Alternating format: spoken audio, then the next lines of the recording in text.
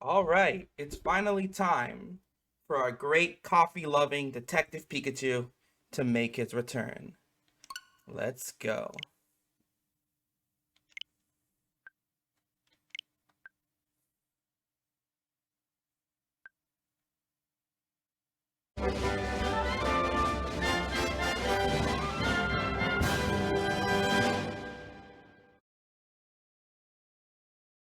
Still wish they brought the first game over as well.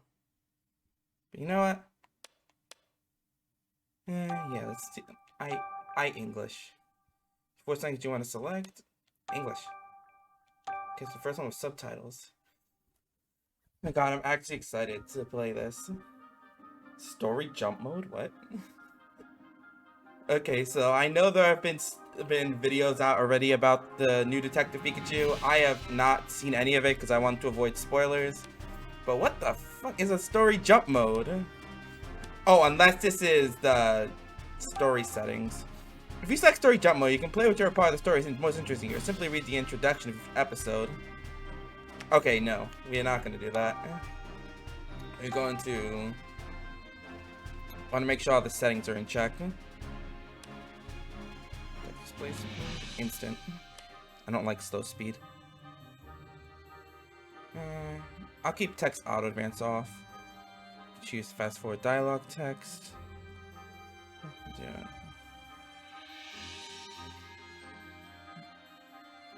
Nah, I don't need fast forward. I'm already gonna put on instant speed. If there's voice acting, then maybe I'll switch this on. But I mean, it does have voice acting, but I don't remember if the text itself. Let's see, voice language. Yeah, it says it's gonna be English. Display language. I want to make sure. All right then, let's get started. Detective Pikachu returns, and there he is. It's time to make it back to Ryme City, where the air is clean, the coffee's not shitty. The name's Pikachu, and I'm what you might call a great detective.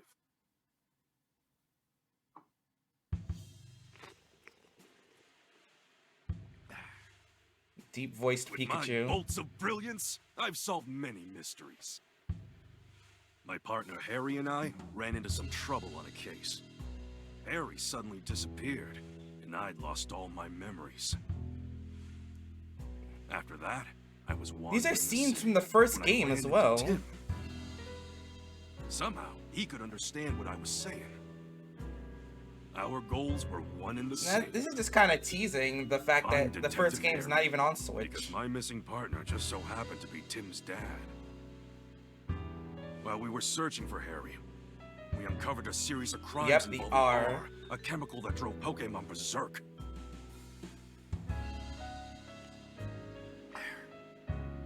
It's recapping the first game, and that just makes me even more sad that it's not on Switch. Tim Oh yes, the final battle. Solve the case and save Ryme City. Roger Clifford and his Noivern. Harry was still missing.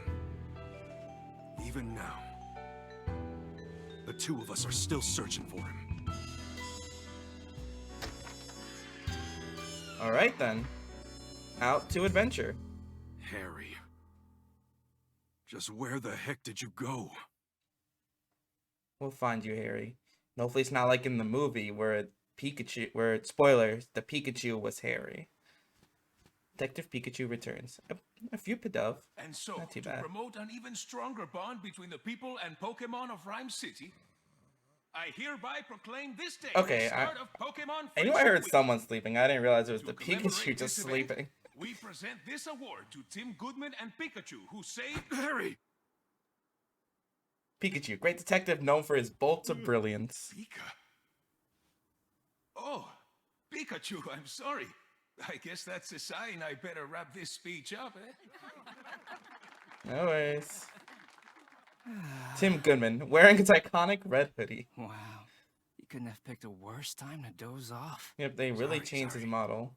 Now then, due to the R incident of 2 years ago, some of our citizens began to doubt Ryme City's motto, coexistence with Pokémon. So to those of you who were affected, I offer you my deepest sympathies. Howard Myers, mayor of Ryme City. What's that? A Corviknight. Corviknight? Slices through the sky on metal wings. Oh no, it's coming this way. Why is it so mad? Follow me. Is this gonna be the first mystery we're gonna solve? Why the Corviknight is agitated? Figure out why the Corviknight is agitated? What the heck is going on? Could it be? Or? Don't think so. Its behavior's different. It's just roaring. Just calm down.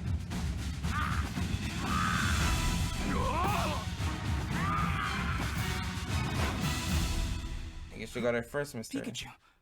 Lousy Corviknight! It just made off with my signature hat! My dad gave you that hat. Yeah, we gotta get it back.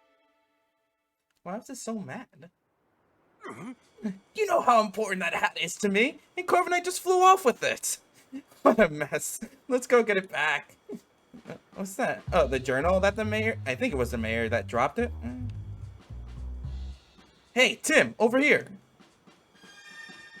Okay. Awesome. Can I speak to you? I guess I can't. Because I can't. Look, this must be the notebook the mayor dropped. There's a picture in it. There's something inside. A family photo? This girl looks familiar. Oh, that girl was in the No, crowd. She's the one who didn't look too happy during the mayor's speech. That's my classmate, Rachel.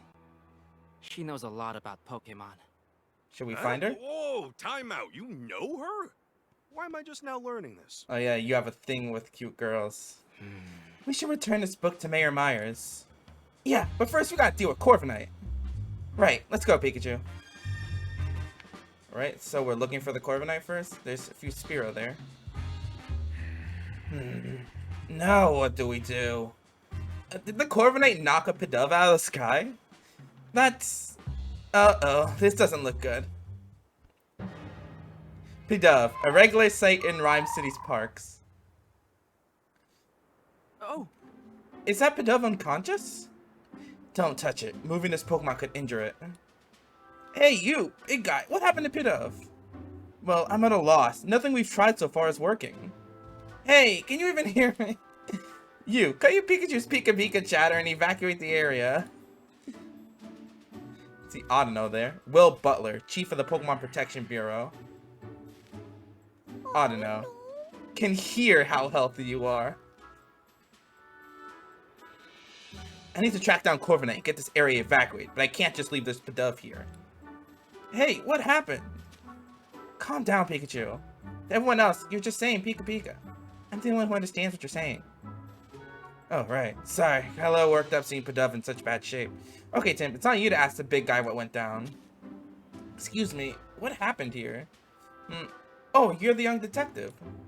Yes, I'm Tim Goodman, and this is my partner Pikachu. Will Butler, Pokemon Protection Bureau, and this Audino is with the police department's rescue squad. Audino. I'll spare you the details. Right now, we need to help this Pidove. All that wind Corviknight whipped up blew it around and knocked it out. Audino used to move to Pidove recovered, but still hasn't woken up. Audino. Chief, no civilian injuries to report at this time. Copy that. Great work. Now I really should be getting back to leading the evacuation. They can't just leave Pidove here unconscious. You ought to clear out if you're too, young detective. Mr. Butler, let us help you take care of Pidove. We'll find a way to wake it up. Yeah, let a couple of great detectives handle this. You? This is an emergency situation, one that requires my full attention. Maybe I should let you help. Alright, I'll leave waking up this Pidove to you. I'm counting on you, young detective. Yes, sir. Let's go, Pikachu. Okay. I was about to say, like, you better not shock it, but he couldn't even do it if he wanted to. I'm pretty sure it's probably still gonna be like in the first game where this Pikachu can't Thunder Shock for some reason.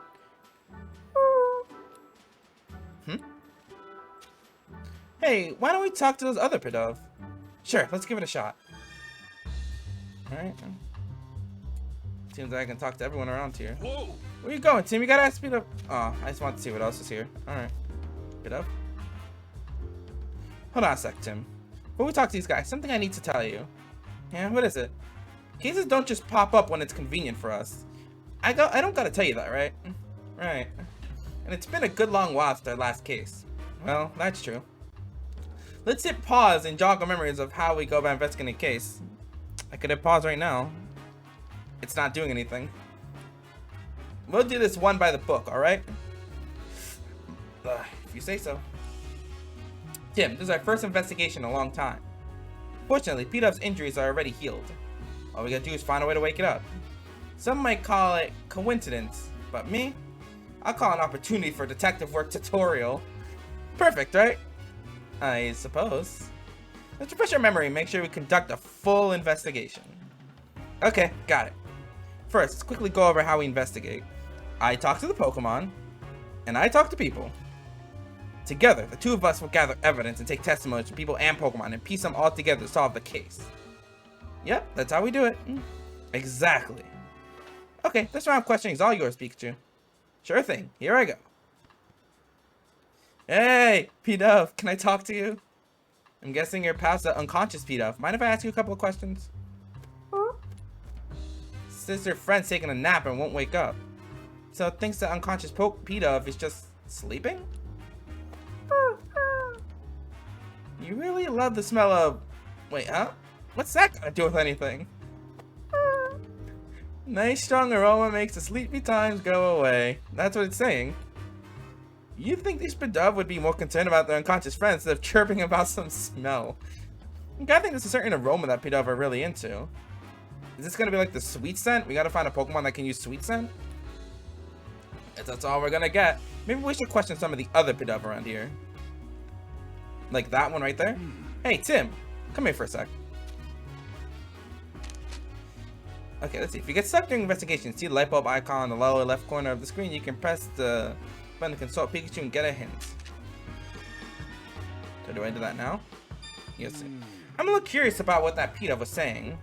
Yeah, its friend's unconscious, but all I wanted to talk about was an aroma it likes. Yep. Nice strong aroma makes the sleepy times go away. That's all I could get out of it. Aroma, sleepy times, go away. Those are the words he's picking up. Wait, what if it was talking about using some kind of scent? And what if that scent could wake up its friend?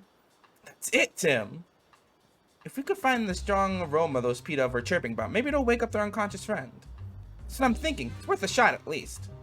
But how are we going to find a scent like that? There might be some Pokemon who haven't evacuated yet. Maybe we can ask them. That reminds me. Listen up, Tim. I'm having trouble doing investigation. You can call out to me at any time. I can give you advice discreetly so no one else notices. Of course, you can also just mull things over on your own. But if you get stuck, it would be a good idea to take a break or retrace your steps. That's important too. I'm not playing my gamepad, I'm playing using a Pro Controller. You press the plus button during gameplay to open the sub-menu. In this menu, you can save the game and change your game settings. You can press the L button during gameplay to reread certain conversations. All the conversation eventually disappear, so be careful not to forget what was said. Okay, here we go. Alright. Now that works. Alright. What about this P-Dub? Can't even talk to it. Alright, let's see what Butler has to say. Let's find a way to wake up that P-Dub. Counting on you, young detective. No have anything to say? Hey, any idea we could find a nice strong aroma? No. I guess you wouldn't know, huh? It's like, I don't know. What about this Magnemite? Hi, little guy. Magnemite. Levitates using electromagnetism. A little joke from Magnemite here might be just enough. You don't need to wake up. No. Yeah, you can't use your moves, so you'd have to ask Magnemite to do the jolting for you. Let's not go there. You know I'd use my moves if I could. Oh, I'll tell you what the problem is. We've got a P-Dub that won't wake up. I was thinking one of your electric type moves could jolt it awake. They're probably only as a last resort. Mag. You want to help us out? Thanks. If all else fails, we'll hit you up for an electrifying assist. I'm concerned about how excited the Magnemite is. Can't even talk to Spearow. There's one behind. One behind here too.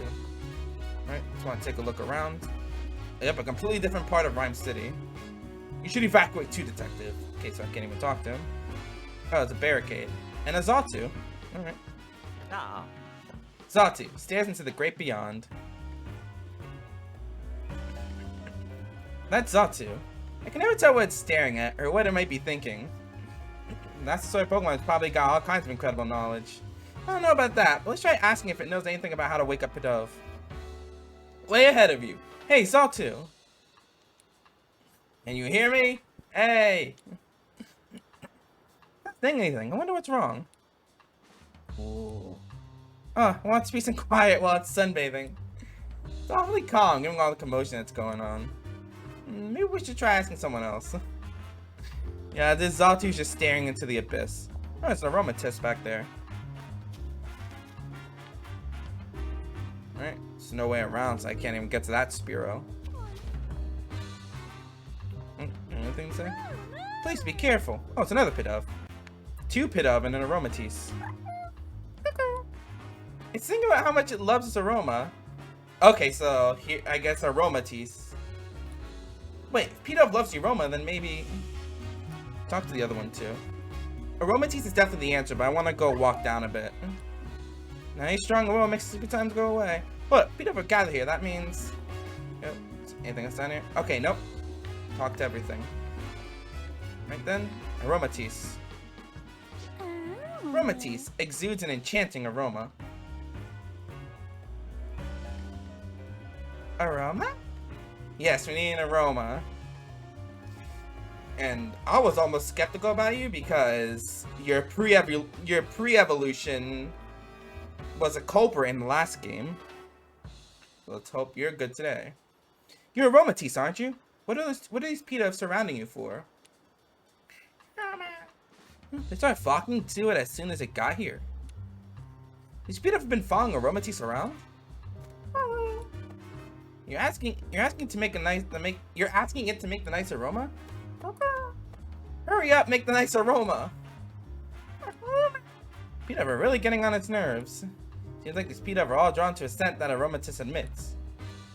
Which means Aromatisse might be able to help us wake up the unconscious Pidove. Good thing in picture, let's ask if Aromatisse is willing to help us out. Hey there, Aromatisse, we could use some help. Aromatisse!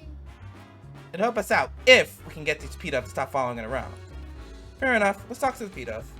Just hope they understand us. Which kind of destroys the purpose, because we need it to wake up a Pidove. Sorry to ask you this, but could you move, somewhere else? Hey, now's the time to stop and smell the aromas. We're trying to help your friend here. Say, guess what? Pretty soon Aromatisse's gonna go make lots of nice aromas right over there. I'm on board with the nice aromas over there plan. Till then, move? Great. Now please do it.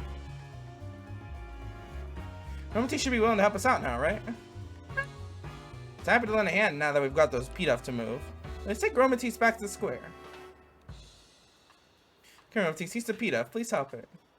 At least it's actually willing to help. And not pissed off that it's helping another Pidove.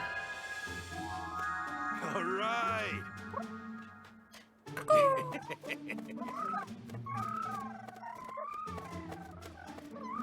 Glad that worked. But that doesn't change the fact that my hat is still missing. Oh. Pidove's awake. Wow, Aromatisse's scent is nice. Kind of like a really strong perfume. I don't get why the Pidove like it so much.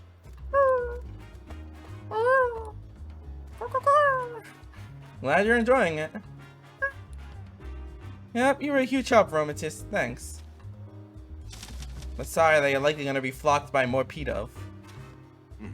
Excellent work, young detective. That perked Pidove right up. I didn't even consider getting help from the other Pokemon in the area. Oh yeah, come to think of it, a police officer was calling this big guy Chief. I wonder why. How about you ask him and find out? I want to learn about you, Mr. Butler. Yes, I'm Will Butler, Chief of the PPB. PPB? Well, an organization dedicated to protecting the Pokemon of Ryme City. The Pokemon Protection Bureau. I actually completely forgot the name. So it's kind of like the police, but focused on Pokemon? I didn't know we had something like that. We only recently started official operations. the moment we're borrowing office space at the Ryme City police station and cooperating with the police. I'm actually itchy right now. We were dispatched to provide security, but, well, just look at what happened.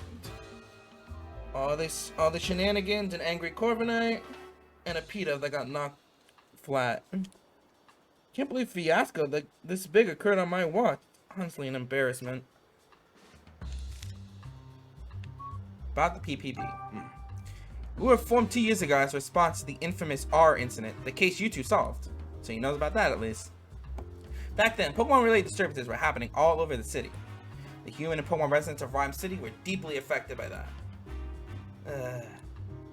Mayor Myers was so shaken by what occurred that he took it upon himself to create the PPP as a countermeasure.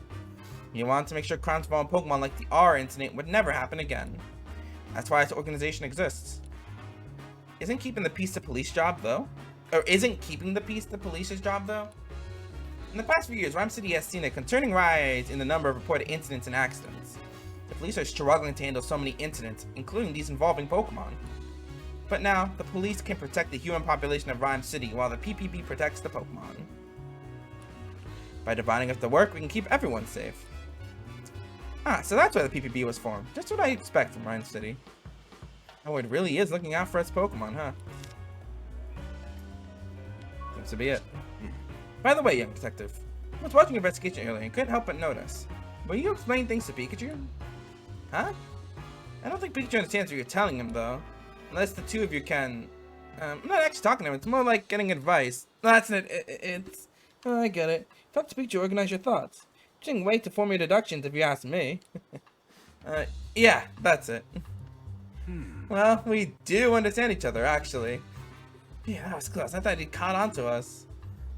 Be careful. Usually folks wouldn't believe we could talk to one another.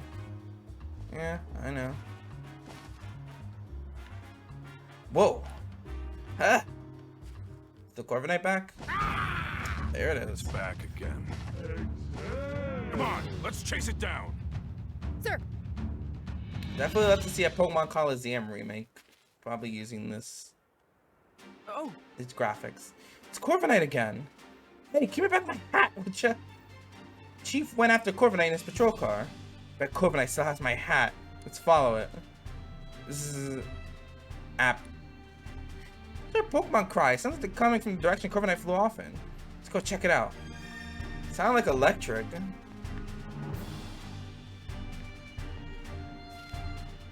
Okay, I thought that Spearow changed to a Weedle suddenly.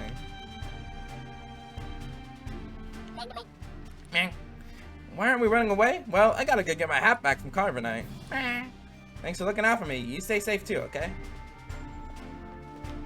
Do you still want peace and quiet? Xatu. It's telling us not to panic. Cool as a cucumber, even during a crisis.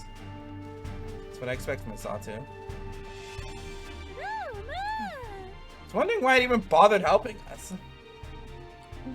Because now instead of Chupita following it around, there are 5. Yep, I had a feeling something was gonna go on. It's like, what's the... They got rid of Chupita, but then it went to help another one. And it wants to know what we plan on doing about that. Sorry, Romatis. Sorry, these P-Dub don't mean to be annoying you.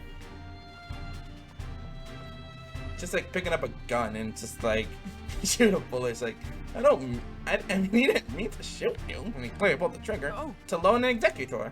Well, Pikachu, look. Well, how do you like these apples? They're scattered all over the place. What a mess. Okay, so it's a lone executor. Oh, okay, this is an Applin. This is definitely an Applin. I can see it. Applin lives in an apple. The worm in an apple. Ah! It's dangerous here, Applin. You should find somewhere that's safe. That's odd. Doesn't seem like it wants to leave. Let's talk to it.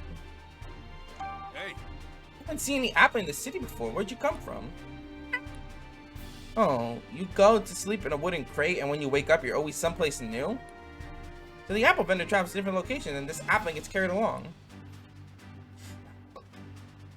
Excuse me. The apple vendor probably doesn't know about this Applin. Something suddenly shook it awake a moment ago. I bet that was Corviknight. Same goes for these crates getting toppled over. I don't see the apple vendor. They must have evacuated the area.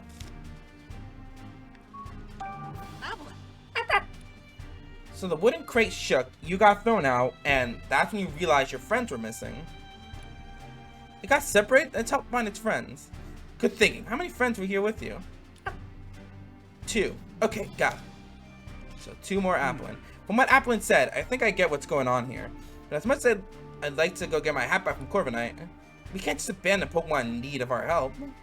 Yeah, what kind of great detective we would be if we didn't lend a helping hand or 2 along the way. Okay, should we investigate the fallen apples over there? I'd be happy to, if there wasn't a tree in the way. Something about it seems odd to me. Maybe we should investigate that first. Voice cracked, and this is not a tree. It is an Alolan Executor. Okay, so we can't investigate because there's trees in the way. What should we do about it? Well, can't just cut it down. Whoa! This tree's an Executor! Executor, Alolan form, towering tropical Pokemon. This thing's a dragon type for some reason. Wait, isn't this an Alolan Executor? I've never seen one before, so I didn't even realize that. What's it doing here in Ryme City? Why don't we ask and get some other questions in while we're at it? We can't investigate until it moves anyway. Hey, Executor, over here, look down by your feet. Well, don't all talk at once. How about this, Executor? I'll tell you which head should answer. Sound good? Oops, forgot to say which head. Sorry about you.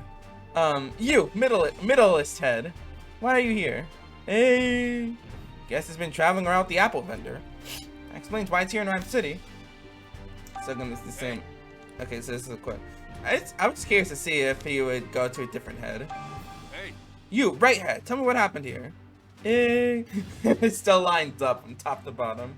Corviknight came flying through, and when you tried to dodge it, you bumped into the fruit stand. I knew it. By the way, have you seen that hat? Corviknight took mine. Guess it happened too suddenly for you to tell. Oh well. Hey. Wait, the left head got nothing. Okay, well there we go. Left head, we got a favor to ask. Sorry, but we want to search through those apples scattered behind you. Could you please scooch over a bit? You're too kind. Oh, good. It moved for us. Now we can investigate the scene. I think I already see another Applin. It's clearly right there. These are all the apples got scattered around. Let the investigation begin. Remember what we're looking for. The 2 missing Applin. I already found 1. That's right. It's lots of apples here, so try not to overlook them, okay? I mean, I can see one right here. Hi, little guy. Look, an Applin. I found one. Have you been sitting still pretending to be an apple the whole time? That must take a whole lot of patience. Patiently staying still is one of your talents? Impressive. That Corviknight got you wrapped up in quite the mess though, didn't it? Friend is waiting for you. Right? So we technically gotta find an apple with 2 stems. Is another one around here?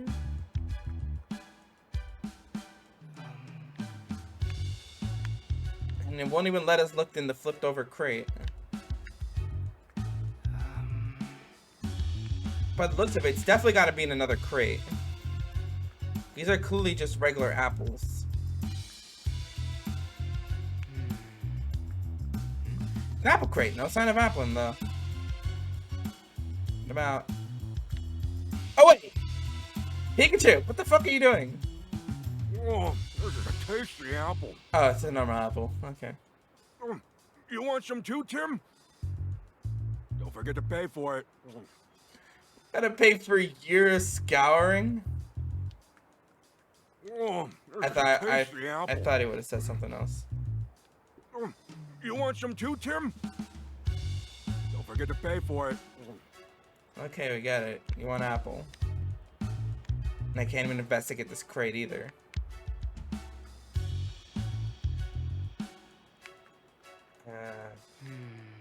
Don't tell me I literally gotta look over the individual apples.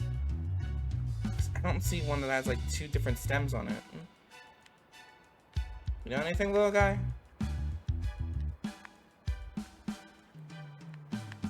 I guess I'm looking over the fucking apples. Oh wait, it's having us select certain apples, so I guess maybe I should focus on the ones that are face down. Oh, there are apples everywhere. Don't see any Applin. At this point, these apples are only good for making juice or jam or something. I still eat them, bruises and all. Well, we searched pretty thoroughly. So I don't see my hat or the other Applin, though. Where could it be? Okay, so it looks like one of the Oh, hello. Hmm? Did you see something move behind that crate? Wait, no, I didn't notice anything. Well, I did. Press it again. Maybe something's changed. Okay, so we had to investigate everything. Is it your hat? Huh? My hat! Corviknight dropped it. Could have sworn it wasn't here earlier. Anyway, I'm just glad to have it back. Is the other Applin gonna be under it? This was a real pain. But, oh, well, something's under it. I don't think it's Applin because I doubt, because Applin's definitely not that flat. The heck? Hey, why is my hat moving? Hey, quit playing around. Hey, I'm not playing at all. My hat keeps moving on its own. That's ridiculous, Pikachu. Oh, wait. Oh, wait. It's probably not the Applin in the apple. It's probably the worm itself. See? Told you I think so. that's what I saw in the trailer. Executor. Guess I've gotta go get it. Seems a little worm's just so. going up the tree. Climb Executor. It's definitely got new minigames. Tim, Is it going to be more quick time stuff? Okay. You alright? Don't hurt yourself. Please, this'll be nothing. Alright, Pikachu. Cocky as ever.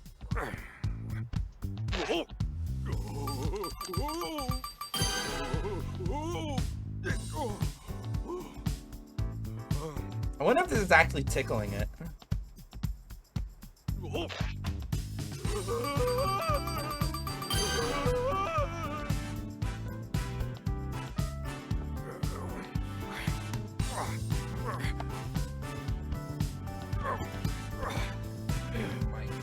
trying to move around my controller.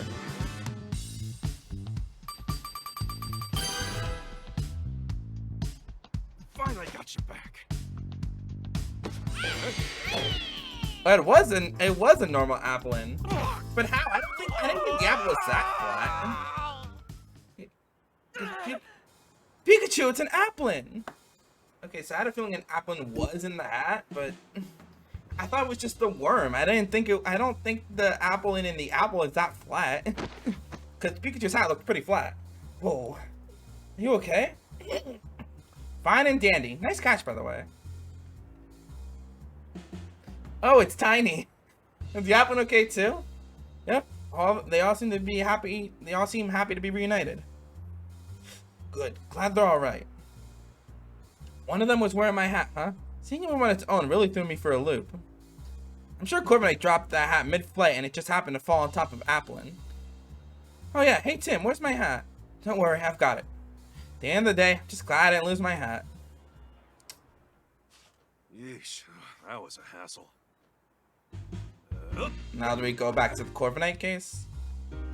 Yeah, now that's more like it. Yeah, you look like yourself again. Thanks, Tim. Harry gave me this hat to commemorate our partnership. The awards ceremony will resume shortly. We ask that all participants please return to the venue at this time. I guess we better hurry back. That darn Corviknight.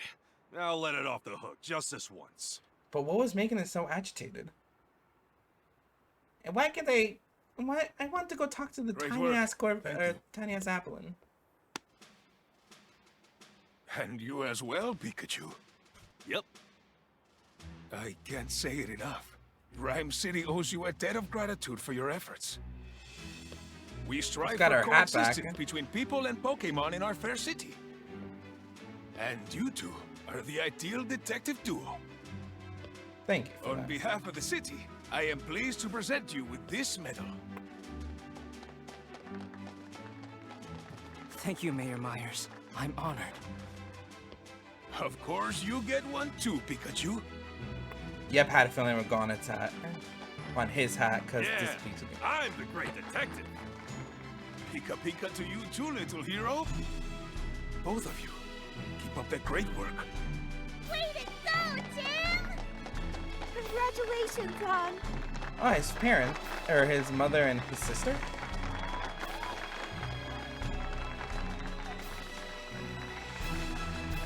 And there's the girl in the corner again.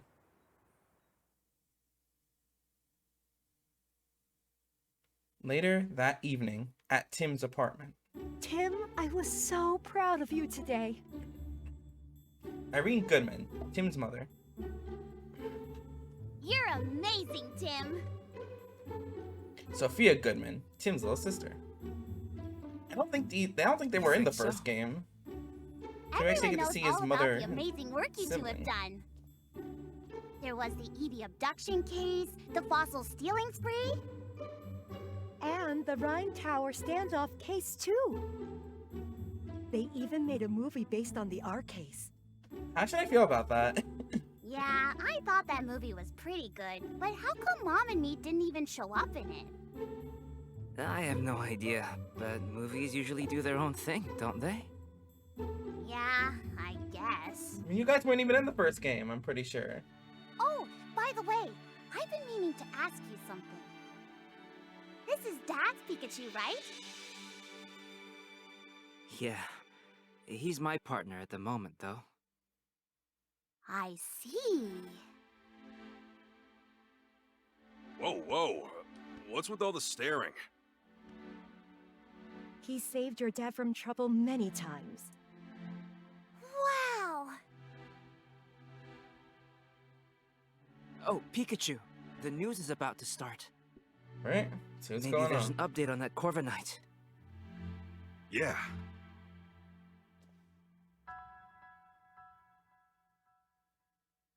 Why is it so silent? Check the TV. I want to talk to everyone. Oh, he just kicked Pikachu around.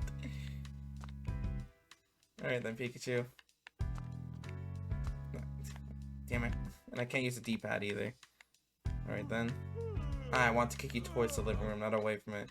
Or you could just go on your little doggy bed. Yep. It's your first time in This is your first time in Ryme City, right, Sophia?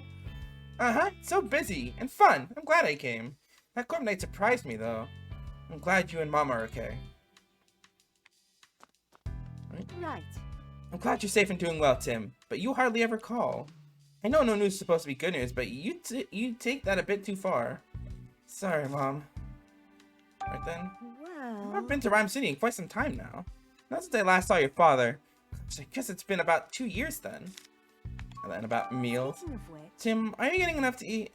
Yeah, I saw him by the High Hat Cafe for breakfast, part of my daily routine. The High Hat Cafe? It's Pikachu's favorite spot. So close now that we've moved, I've been going there pretty much every morning. Maybe I should make some dinner for you tomorrow night then. It's been a while. You miss my cooking, don't you? Of course, thanks, Mom. Looking forward to it. Alright, that's it. There we go. Interrupt your regularly scheduled program to bring you this breaking news. Oh, what's going on? We'll learn more about the Corviknight case. According to amateur footage we've received from a viewer, Pokémon appear to have caused an explosion. Yikes, but this footage looks like amateur footage. Northeast of Ryme City. This may be related to the recent uptick in incidents involving Pokémon. MB Drill. Ryme City Police and the newly established Pokémon Protection Bureau are investigating. Amelia Christie signing off. Hey, Tim. Did you catch that? Explosion. I hope that incident doesn't have anything to do with Dad. Same here. Mewtwo told me 2 years ago. Dad's alive, and we'll be able to find him as long as we don't give up. Yeah, Mewtwo is still our only connection to finding Harry. Whispering to Pikachu, are you? You're just like your father, talking to Pokémon like that. Oh, really?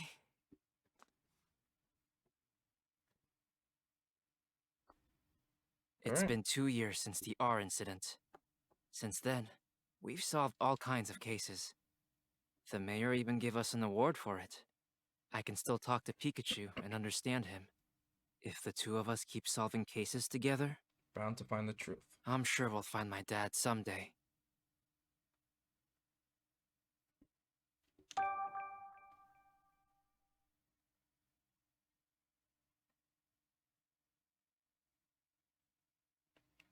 Jolly Pikachu.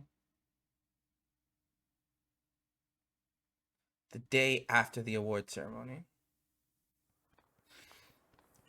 Back to Ryme City. There's a Whimsicott.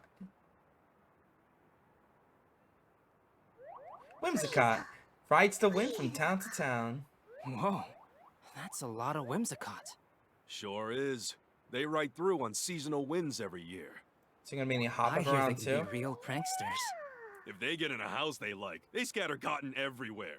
I mean, they're shedding cotton as they move. Sounds like a pain to clean up. Yep.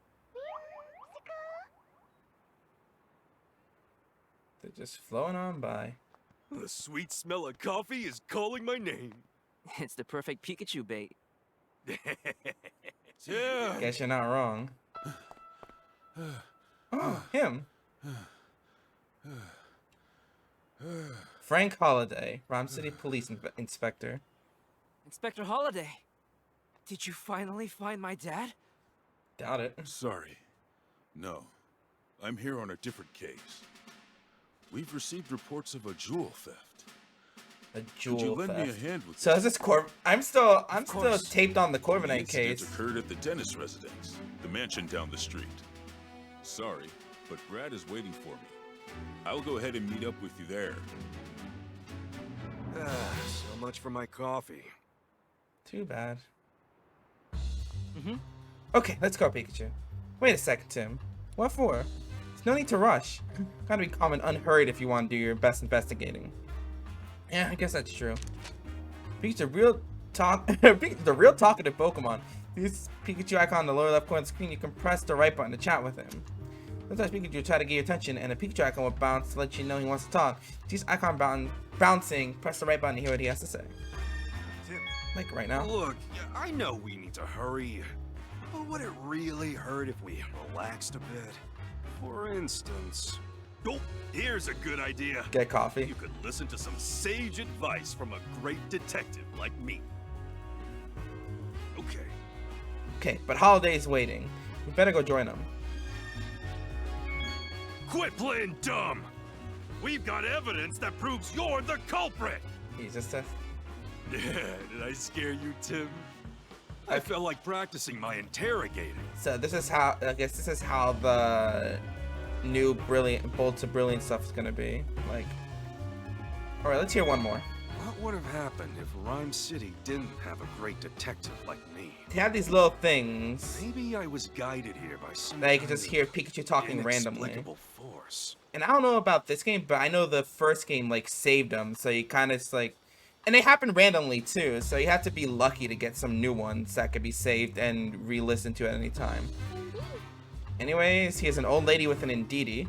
Indeedee really helps loosen up the knots in my shoulders. There's a Hariyama and a Poliwrath over here. Ayo. Poliwrath and a Hariyama, they're squaring off. You can cut the tension with a knife. It looks like a fight could break out any second. You should probably avoid this allies so we don't actually set them off. Alright. Oh no, Hariyama's facing up against Poliwrath again. Why does he act like this? He's usually so gentle. Something wrong? Partner Hariyama loves showing off his strength, especially when he can test it against someone else's. Since Poliwrath's also proud of its muscles, Hariyama considered it his rival. Once they start going at it, it's hard to stop them. Guess we better avoid that alley for now.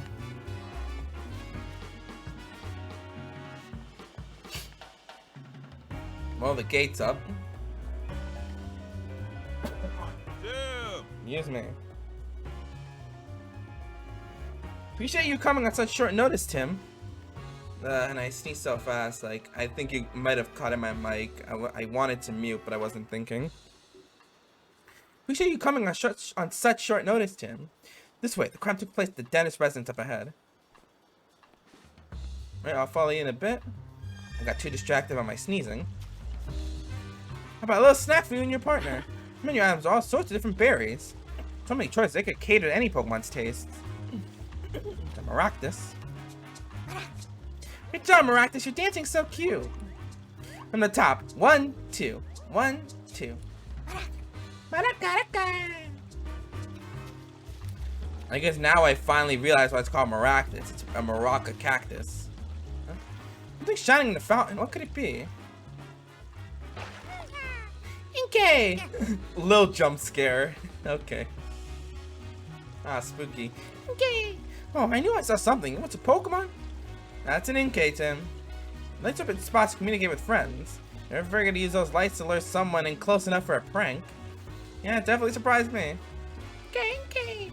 Hey, Inkay, maybe go easy on the jump scares, okay?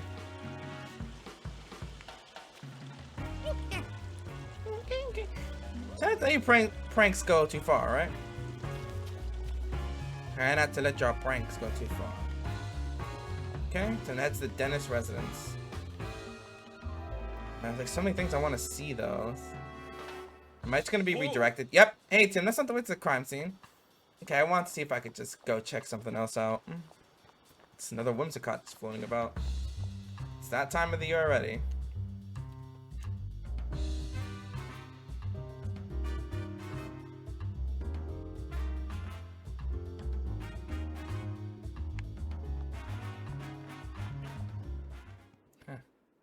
Well, well, well. Wait, you look it isn't familiar. the great detectives. You're the brat. Brad McMaster, Ryme City Police Lieutenant. Oh, you're the brat from the first game. Nectric, dedicated to law and order. It's been a while, Brad. See, you're on the case too. Suppose that means you are as well. Private detectives do love sticking your nose to every little thing. If Mr. Dennis hadn't requested you personally, I'd be asking you to leave right now. Yep, he's still a jerk. Think he's still holding a grudge from that time we showed him up? He says no funny business. Jeez, no wonder you two are partners. That's enough, Brad. We're going to be conducting an investigation together. This is the scene of the crime, right? Yes, this mansion belongs to Sanjeev Dennis, a jeweler. Right over there. The Dennis residence.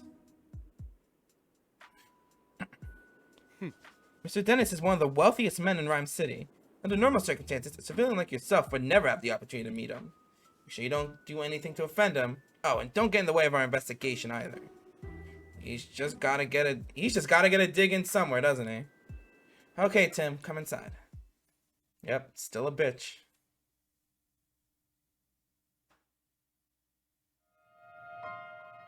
The missing jewel. So my voice cracked. Dennis residence, first floor.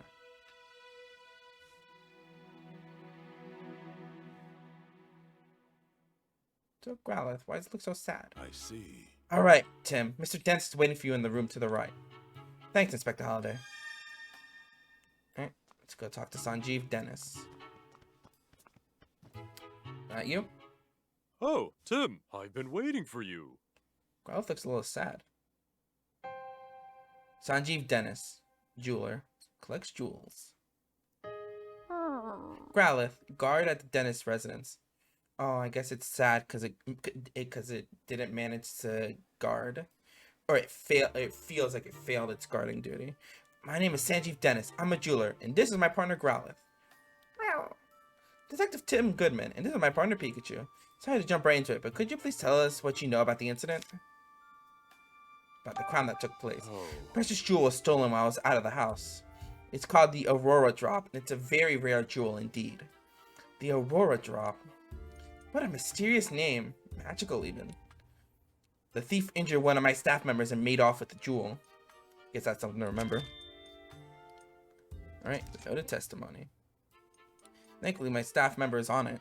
Is that what we said? I think the staff member's injuries were minor, and yet something sticking out to you as odd? Well, the police are treating my trusted butler as the prime suspect. They think that butler did it. Could you tell me a bit more about the stolen jewel? It looks like this. Most gemstones must first be cut and polished into beautiful jewels.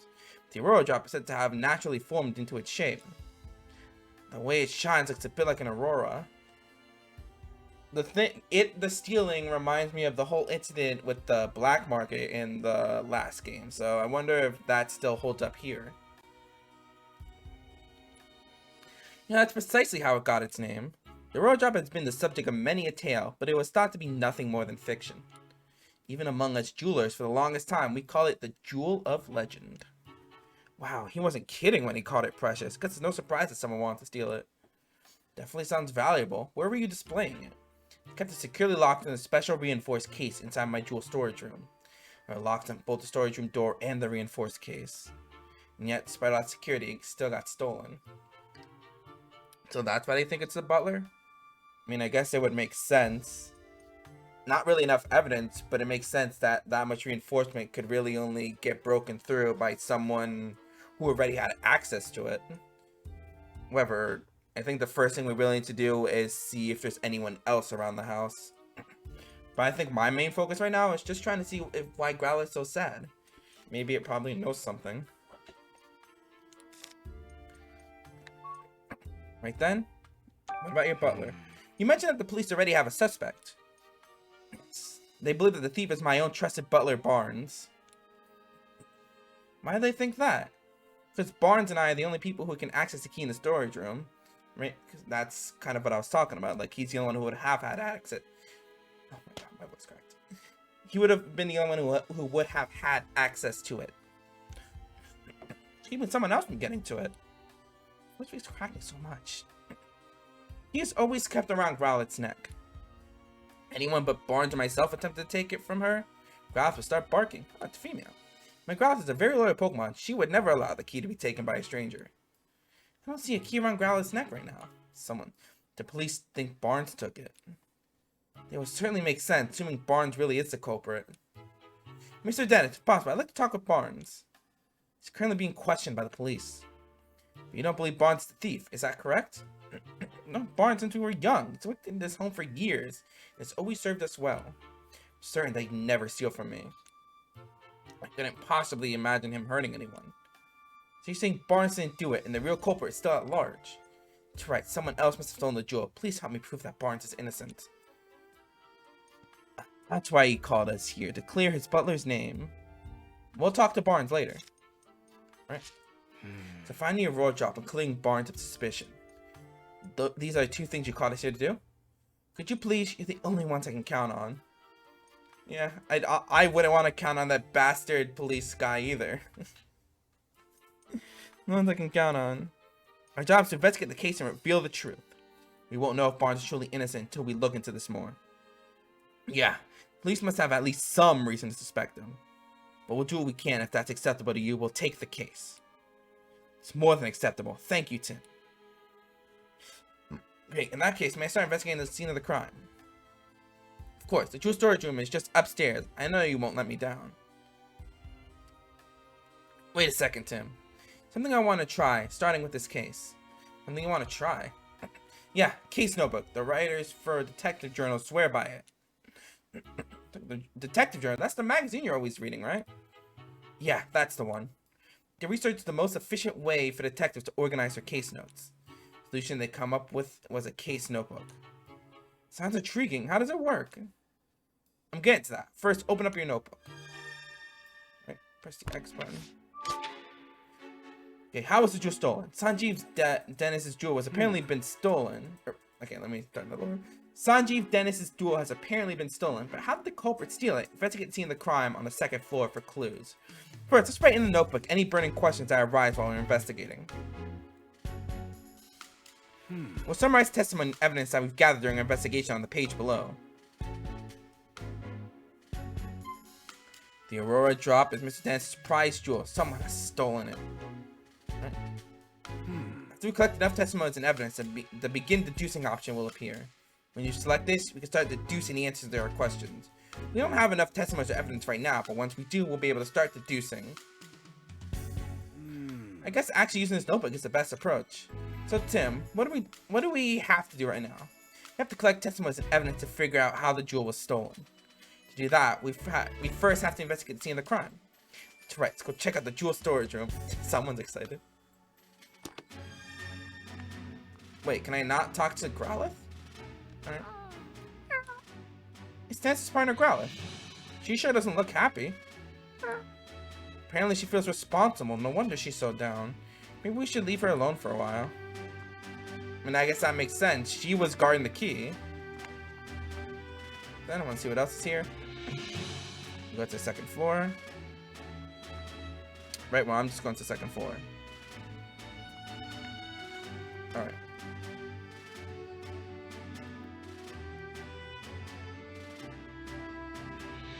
Right? Which way do we go?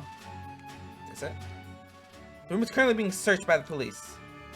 So not this one. When he said just above, so you mean just above his room? Okay, this is it. Yep, definitely looks ransacked. Is that cotton? Did someone use a Whimsicott? Did you see there's cotton in the room? And then we talked about Whimsicott. Don't tell me Whimsicott's gonna be the fucking culprit. Alright. This is the jewel storage room, the scene of the crime. Right? In we go. The jewel storage room has been left exactly as it was at the time of the incident. Inspector Holiday's already filled me in. Please go right ahead. Yes. Thank you. Jewel storage room. Thanks for Pikachu telling us that Cottony loved to pull pranks with their cotton. Or not Cottony, their evolution, Whimsicott.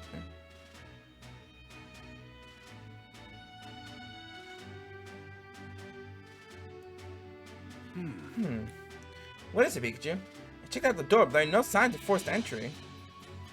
Then we can be fairly certain that the thief used a key to get in. According to Dennis, the room's where the Aurora drop used to be. Take a closer look. Let's see at the window. Alright. What a beautiful jewel. So clear and sparkly. Absolutely brilliant.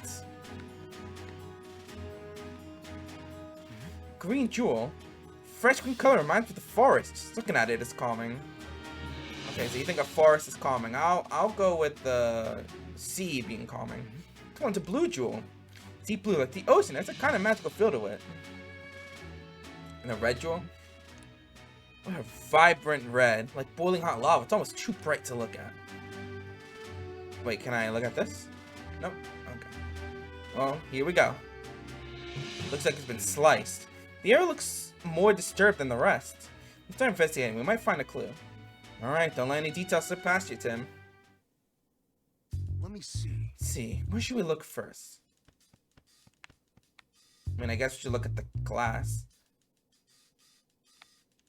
Obviously, it's gone. It's the only case that's damaged. Must be where they kept the Aurora drop. It looks like it was sliced clean with a blade. What kind of blade could slice this cleanly through such a sturdy jewel case? Wait, what kind of blade could slice this cleanly through such a sturdy jewel case? The jewel case is still locked. Yep, I think we can easily say that it was sliced. Like Dennis said, the jewel in this case was stored under lock and key. And the key to the case is different key than the one onto the jewel storage room. I wonder who has the key then. I think we got everything at this part. Okay, the cotton can't be looked from here.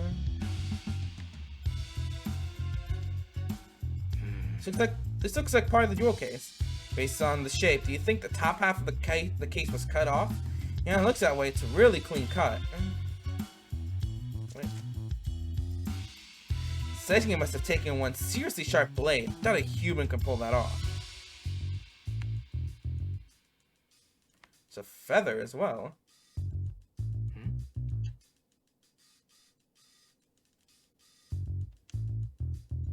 It's a blue feather. Do you think the Pokemon it belonged to was in this room? Maybe it's from a Pokemon that lives in the mansion. Let's look into that later. And then the... Oh, you still won't let me look at the cotton? God damn it.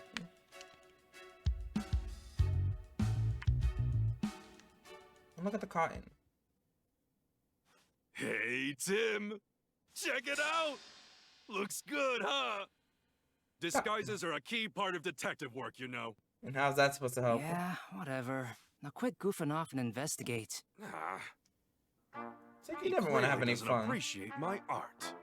Perhaps I need to give him a little more training. That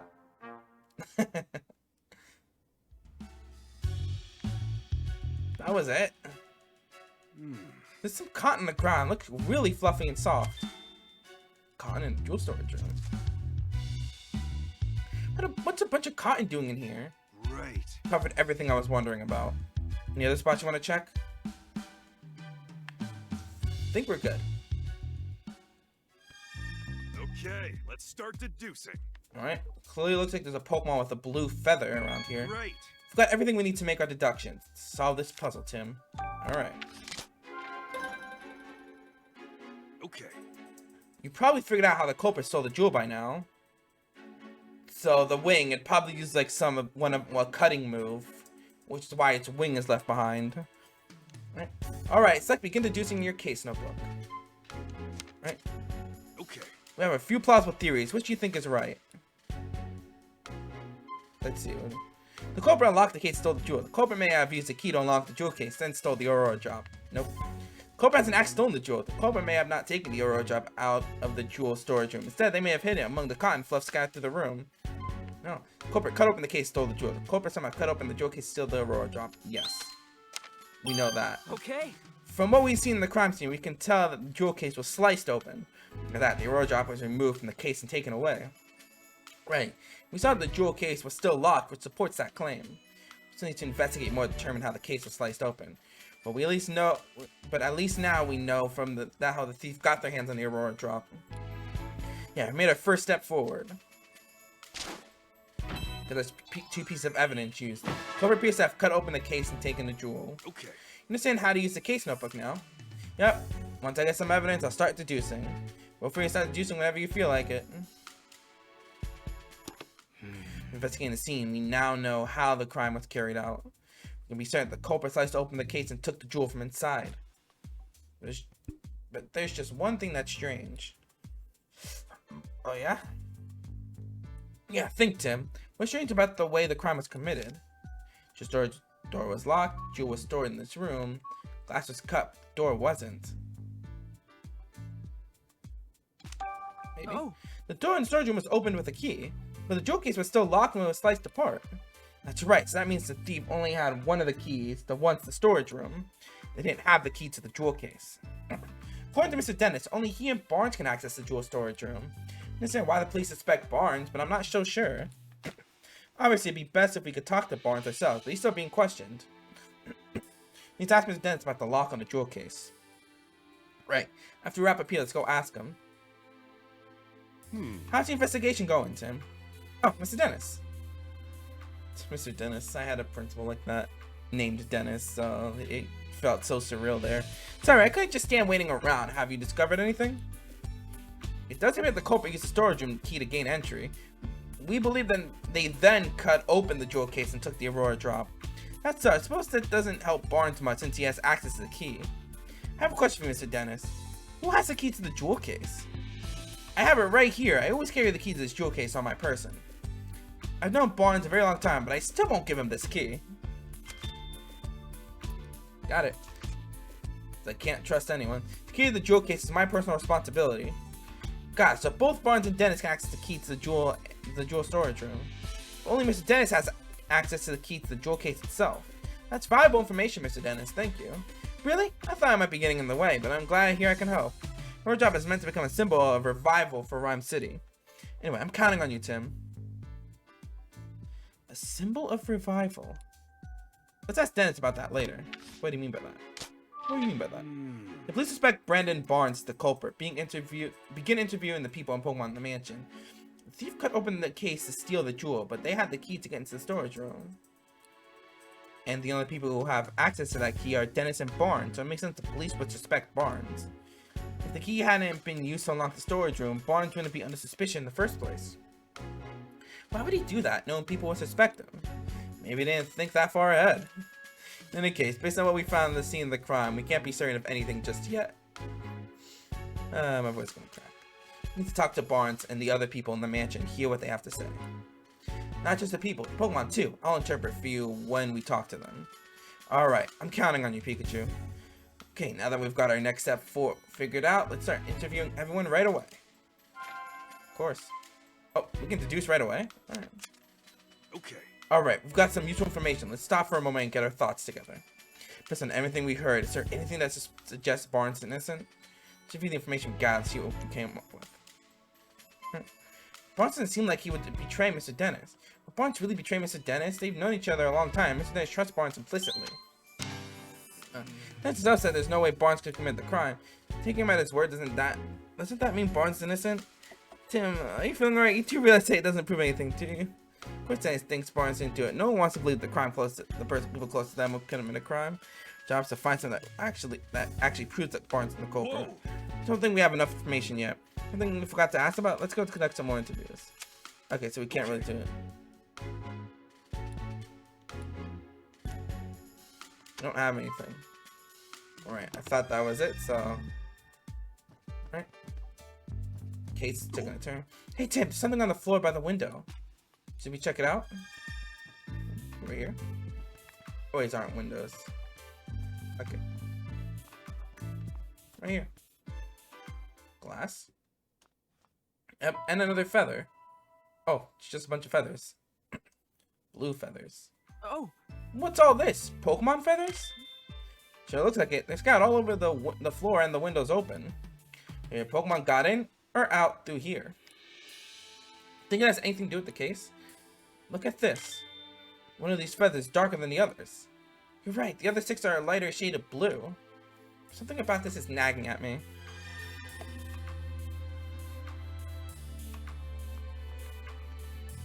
Alright. It's just surgeon. Yep. Oh, damn it. I don't touch it again. Why is it nagging at you? It's going to be such a place, so I can't even go in. Of course, loves to crack today, huh? And it cracked again.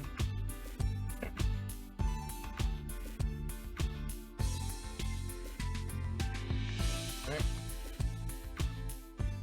You Barnes? Hello there, Detective Tim. Oh, I mean, Detective Goodman? Seems a little shy. Oh, Larry Turner, newest staff member at the dentist residence. Oh. I guess we have to look out for you. Wait, you are the detective, right? That's what Mr. Dennis said, at least. The name's... Wait, that's not proper enough. Sorry, my name is Larry Turner, and I'm a member of the house staff. House staff, huh? Seems in over his head. If you need anything, just let me know. I mean, please inform me if... You really don't have to be so formal with us. Thanks, it's a huge relief. Why do I feel like he's faking this? I'm still remembering, what was his name? I think it was Keith in the last game, who was also acted shy, but he was also one of the people behind the R incident. Got this job a while ago, but I'm still not used to talking all fancy. Is that a problem? Well, it's a good thing for me that Barnes deals with all the important guests. My main duties are taking care of the Pokemon, managing the house, and groundskeeping. I can handle all that, no problem. So no, this guy isn't exactly filling me with confidence in his ability to do his job. Anyway, you want to talk about what happened, right? I mean, I already told the police everything I know. Really sorry for taking up more of your time. Oh, sorry, that's not what I meant. I'm not complaining or anything. Just that I don't remember what happened very well. Something attacked me out of nowhere and I blacked out. Something attacked him? So not the thief then? Can you please tell us more about that, Mr. Turner? Sure, no problem. Right then? Right, so where to start? I was just doing my job like normal today. Made food for the Pokemon, did some cleaning around the mansion, that sort of thing. I think I was tidying in the garden when it happened. Saw Ducklet fly out of a second story window. Ducklet feather. If you recall, I wonder where she was going. I mean, usually Ducklet just walks in out the front door. It seems weird to me, so I went upstairs to see what was going on. That's when I saw the door to the jewel storage room was wide open. As if that wasn't shocking enough, the moment I went to look inside, it sounded like I got punched by a Pokemon. Punched by a Pokemon. Next thing I knew, I was lying on a sofa and someone was treating my wounds. Pokemon punch you? Yeah, I feel like I glimpsed a small red figure for just a moment. It's that size, it couldn't have been human, so I'm guessing it was a Pokemon. A red Pokemon. Do you know what kind it was? Really not sure. It all happened so fast. Could it just be... Could he have been conked by an Applin? Not so much as punched? I see. I'm so sorry that happened to you. But I'm glad you weren't seriously hurt. That's what the doctor said too. No Pokemon wants to steal the Aurora drop. The culprit ordered their partner Pokemon to sweat to and punch out Turner. Mr. Turner, I'm watching you. Like, I'm really watching you right now. I got my suspicions. So Tim, now that you heard Turner's story, what do you think? We need to find a Ducklet flew out the window and that red Pokemon too. Yep, you got it. Alright, Pokemon. Excuse me? Did you see anything else when the Pokemon attacked you? The thief who brought the Pokemon along was probably nearby. Fortunately, that's all I saw. I see. Can you think of any other details that might give us a clue about the culprit? Nothing in particular comes to mind. I mean, Mr. Dennis is such a nice person. Never heard of anyone holding a grudge against him. I was really surprised to hear that Barnes is a suspect. You don't think Barnes is responsible? I guess the police must have reason to suspect him. Honestly, I just can't believe it. Barnes just showed me the ropes around here. He's a great co-worker with tons of experience. And if you'd known Barnes before all this, you could never imagine him being a thief. How about the jewel? Excuse me? You know anything about the stolen jewel? The Aurora drop. I've never even seen that thing. It's been shot up in the storage room ever since it was brought to the house. Of course, I know it's valuable and all. You assume that's what's been causing all the argument between Mr. and Mrs. Dennis lately. What sort of arguments? In case you haven't heard, Mr. Dennis says he's going to donate the Aurora drop. Seems like Mrs. Dennis is against that plan. We're fighting about it almost nightly. Every night. Must be really a point of contention. Unless Mr. Dennis just doesn't want to... Because Mrs. Dennis just doesn't want to give up such a valuable jewel. And so the Aurora drop's been driving a wedge between husband and wife, eh? And that's it. Huh. I guess this is Mrs. Dennis and a Clefable. Yes? You certainly don't look like you're with the police. State your business. Claudia Dennis, Sanjeev Dennis's wife. We're detectives. Mr. Dennis asked us to investigate the incident that occurred here. Detectives? I suppose my husband did say something about that. Your husband? That means you're Claudia Dennis, Sanjeev's wife. Sorry to bother you, but do you mind if we ask you some questions? I do mind, actually. Well, too bad. We have to do it anyways. I'm going to have to ask you to leave. The case has already been solved. What do you mean? Police said that Barnes behind all this. The matter's settled. We've heard that he's under suspicion, yes. But we can't be certain if it was Barnes who committed the crime. You sound just like my husband. But nothing you say would change the fact that Barnes is the culprit. Okay, I'm watching you closely. Ma'am. Barnes' partner Ducklet was up to no good. I saw it with my own eyes. Did you witness the crime? Barnes' partner Ducklet was involved in the crime. Look as though you don't believe me. Right then. Excuse me? It's true that you witnessed a crime. Well, I didn't exactly see it clearly. Huh? But I did witness some irrefutable proof. What exactly did you see? At the time of the incident, I was drinking a cup of tea in my room on the second floor. Just then I noticed a Pokemon flying outside the window. A bird Pokemon? Yes, I clearly saw a blue bird Pokemon. It had to have been Ducklet.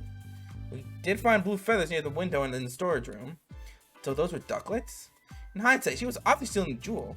I also heard a faint sound just before that, like something metallic. Taxan, do you know what could have made that noise? No, I don't. The storage room was ransacked, wasn't it? Suppose she must have broken something in the act. I've heard it confirmed that Ducklet's feathers were found in the room. Isn't that proof enough Barnes is the culprit? I mean, it could have been his Ducklet, but it doesn't mean he was the one in control of it. She's pretty darn convinced of her own theory. All it's based on is a metallic sound and the sight of a flying blue bird Pokemon. Pretty flimsy, if you ask me. Yeah. I'm sorry, Mrs. Dennis. The information alone isn't enough to definitively prove Barnes is the culprit. Then hurry up and find whoever it is and get that jewel back. Isn't that what my husband hired you for? I get that she's upset, but she doesn't have to take it out on us. What about Barnes? Excuse me? Mr. Dennis seems confident Barnes is innocent. Oh yes, I'm sure he is. He's always been too trusting. Especially when it comes to Barnes. Those two really trust each other that much? I'm told Barnes has worked here for a very long time. Much longer, in fact, than I've known Sanjeev. I suppose that's why Barnes has always taken my husband's side. What do you mean by that? Whenever my husband and I have a disagreement, Barnes inevitably sides with Sanjeev. Even though I'm sure he believes he's being impartial. That lack of self-awareness is yet another one of his many flaws. I get that feeling Claudia's not a huge fan of Barnes. Do you think that's why she's so sure he's a thief? What about Ducklet? Excuse me? Can you tell me more about Ducklet? Ducklet is Barnes' partner. She dotes on him tirelessly and is always by his side. Okay. You mentioned earlier that she might be involved in the crime somehow. Ducklet be capable of such a thing? Yeah, she even helps Barnes out with his shopping. She'd certainly be capable of making off with the jewel. Well, whether or not Ducklet stole the jewel, one thing that seems certain is that she really loves Barnes. Always correct. Yes? But the Aurora Drop is an incredibly valuable jewel. Dennis told me the same thing. Do you really understand? Can you even comprehend how valuable it is? Huh? I knew it. Just look at those blank expressions. Hey, my face always looks like this. As it is, I'm not even sure my husband understands the true value of the jewel. If getting his hands something so precious, why would he want to donate it to Ryme City? So you're against donating the Aurora Drop? Of course I am. Treasures like that aren't meant to be paraded about for the general public. It should be preserved for quiet observation by a select few. Okay, we get it. You're spoiled. Hard to imagine her quietly doing anything. Alright. Well, I'll get out of your face. What about Clefable? Clefable, all ears for mansion gossip. So do you think she heard anything? Oh, it's Clefable, Mrs. Dennis's partner, apparently. Can I ask you a few questions? Whoa, what gives? No need to be so rude. What's wrong? Seems like she's real suspicious of us. Maybe she's feeling sensitive after the incident here. I can't even talk to you. Right? Got anything else to say? Ask me anything you like. A symbol of revival. What makes your Aurora Drop a symbol of revival? 2 years ago, during the R incident, my jewel shop suffered considerable damage. Wait, you were a victim of the R incident? Yes, some Pokemon who'd been exposed to R went berserk. Their rampage destroyed my shop, to say nothing of the damage done to my jewels and other goods. By that time, I already had the Aurora Drop, kept it stored safely in the shop. So was that Aurora Drop damaged too? No, as a matter of fact, it wasn't. For all the jewels in my shop, the Aurora Drop was the only one to remain unscathed. In fact, debris fell so perfectly around the Aurora Drop that you might believe it was being protected. It's incredible. That sounds cool. I guess the same magic left in the world. I guess there's some magic left in the world after all. Ever since then, the Aurora Drop became known as the jewel that survived the R incident.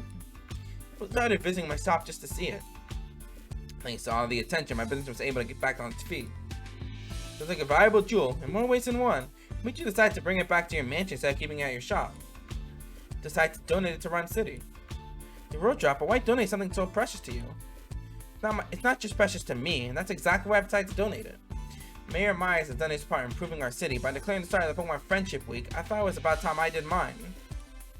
So I want to donate the jewel that survived the R incident as a symbol of Ryme City's revival. I hope that by doing so, I can help liven up not just my shop, but the whole city as well. Dennis, I'm impressed. That's a wonderful gesture. Glad you think so. Not everyone is so pleased about it. Oh? You mean like your wife? Ah, forget to say anything. I shouldn't burden you with concern over such personal matters. For now, I'm counting on you to find the Aurora Drop as quickly as possible. Understood, we'll be doing everything we can. So that's it. Huh. Now then, Mr. Barnes, well, thank you not to leave the mansion until further notice. Understood. Hey, sounds like the police finished questioning Barnes. Let's go talk to him. Yeah.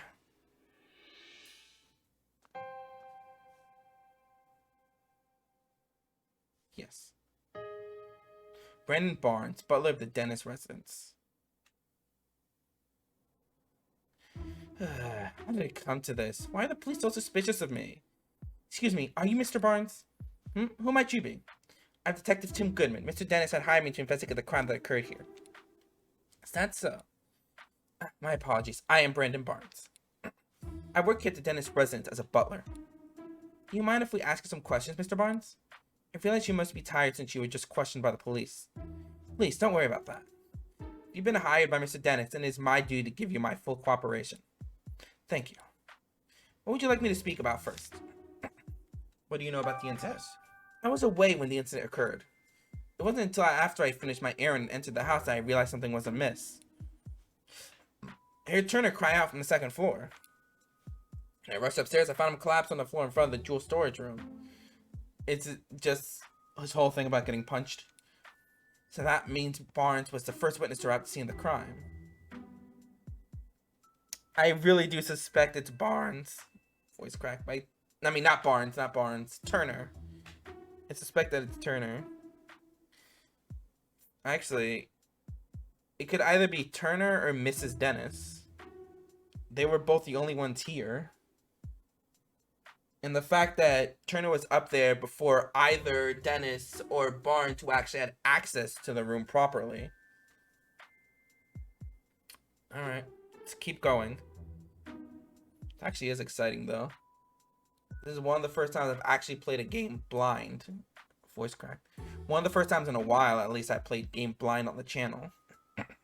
This will be fun. And that means Barnes was the first witness to arrive at the scene of the crime. God damn, not only can I not talk, I keep cracking my voice. See the thief or their partner Pokemon? No, nothing like that. Wait, Barnes at the stairs. You'd think he would have run straight into the thief. We didn't see anyone. Could they have escaped from the second floor? Did you check the storage room? Yes, the door was already open, and when I looked inside, I saw that the Aurora Drop was gone. I then contacted Mr. Dennis and police right away. Is there anyone who can corroborate your whereabouts at the time? Unfortunately, not. It was only after that Mrs. Dennis came out of her room to see what the commotion was about. And the only others in the house at the time were Growlithe and Clefable. Naturally, no one can take witness statements from Pokemon, so I'm afraid I have no alibi. Are you sure about that? That's where we come in. Pokemon that live in the mansion might know something. Then, that means we're gonna have to get Clefable to talk, whether she wants it or not. Mr. Barnes, do you have any idea who the thief might be? Not a clue, I'm afraid. But I do know that Mr. Dennis and I are the only ones who can freely use the key to the jewel storage room. Yes, we heard that. Growlithe guards the key with constant vigilance. So I imagine it would be very difficult for anyone else to take it from her. I suppose it's no great wonder that the police suspect me, given the circumstances. But I would never do something so senseless. At least this confirms that only those who have access to the key. But Ducklet? Yes. Ducklet is my dear partner Pokemon. Just look at this photo. Aw. But it does have some dark blue feathers, so that could... Its light and dark blue contraction on its feathers probably could deal... So I guess it's safe to say that Ducklet was involved somehow. That's correct. That Ducklet was involved somehow, but not by Barnes. Probably someone else who could easily... Or someone else that Ducklet could trust. Somehow I'm getting close to thinking Mrs. Dennis did it since she didn't want the jewel to be donated. So it's very likely that she stole the jewel and hid it away. That's Ducklet with you there? Yes, isn't she adorable? Look at her feathers, simply beautiful. I like Ducklet. That's not all. She's also incredibly clever and even helped me out with my work. Oh, excuse me. Terribly sorry, I tend to get a bit carried away when I speak about Ducklet. We love your Ducklet. It's really no problem. You mentioned that she helps you with your work. What exactly does she do? Let's see. She runs errands for me, such as buying coffee beans from a local cafe. Oh, she buys coffee beans? Nice. There's a place nearby called the High Hat Cafe. Perhaps you heard of it? Oh, we've heard of it. She regularly goes shopping there by herself. If that's their go-to cafe, then it's gotta be for the High Hat blend. Yes, I shouldn't be surprised that Ryme City's elites have such refined tastes. I asked her to go to the cafe today, in fact, but she hasn't returned yet. Or he hasn't yet returned. Does she have wandered off somewhere? Do you have any idea where Ducklet might be? Unfortunately, no. The feathers found at the scene of the crime are Ducklet's, right? Yes, no question about it. I haven't the faintest idea why Ducklet's feathers would be there.